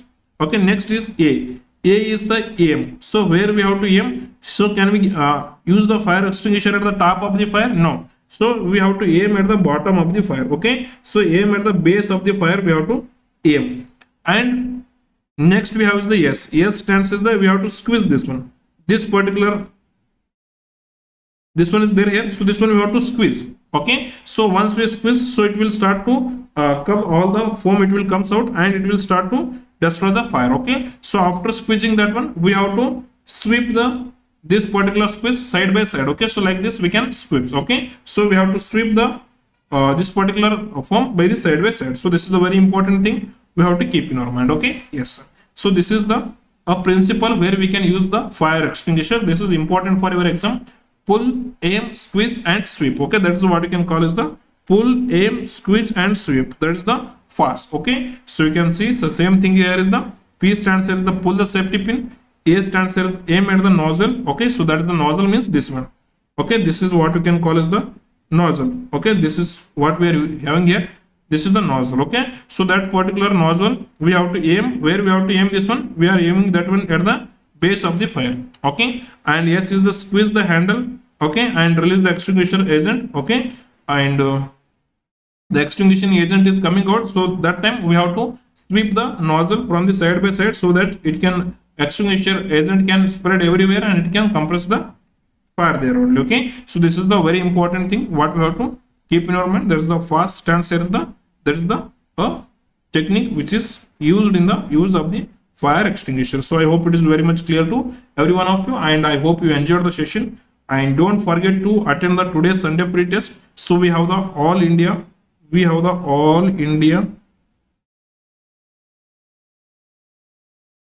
Sunday pre-exam for all Norcet aspirants. So you are from any state, you are from any country, you are trying to attend the Norcet exam, just for a joke. Okay, so you are welcome, and you are welcome to attend the Norcet All India free test. So that is free of cost. Sir, where it is?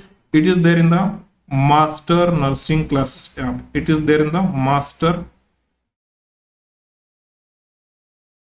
Nursing Classes. Yeah, sir, from where we can get this one, sir? This Master Nursing Classes app we can get from the Google Play Store. So search with the Master Nursing Classes app, or else at the end of this video, so in the comment box I will be giving the link of this Master Nursing Classes app. So if you are a iPhone user, that is the iOS device user, if you are a laptop user, if you are an Android mobile user, for all we have the website app, so you can download and you can attend with a free of cost. Okay, so thank you so much for watching the class till here, and don't forget to attend the Sunday free test. Okay, so all the best for your preparation. Keep learning the high yield things, keep revising the high yield things, and at the end of this video, so you are getting this PDF and this class again in the A1 plan and in the A2 plan, so you can watch there also, and especially notes we are providing there in the A1 A2, especially in the crash course plan. So please do revise these notes. Okay, so don't forget to revise this one. Okay, so thank you so much for watching till here. Bye bye, take care, and yes, any queries you can mention at the comment box. Okay, not a problem, and thank you so much to every one of you. Okay, bye bye, take care. We will meet again with the next class. तब तक के लिए जय हिंद, जय भारत.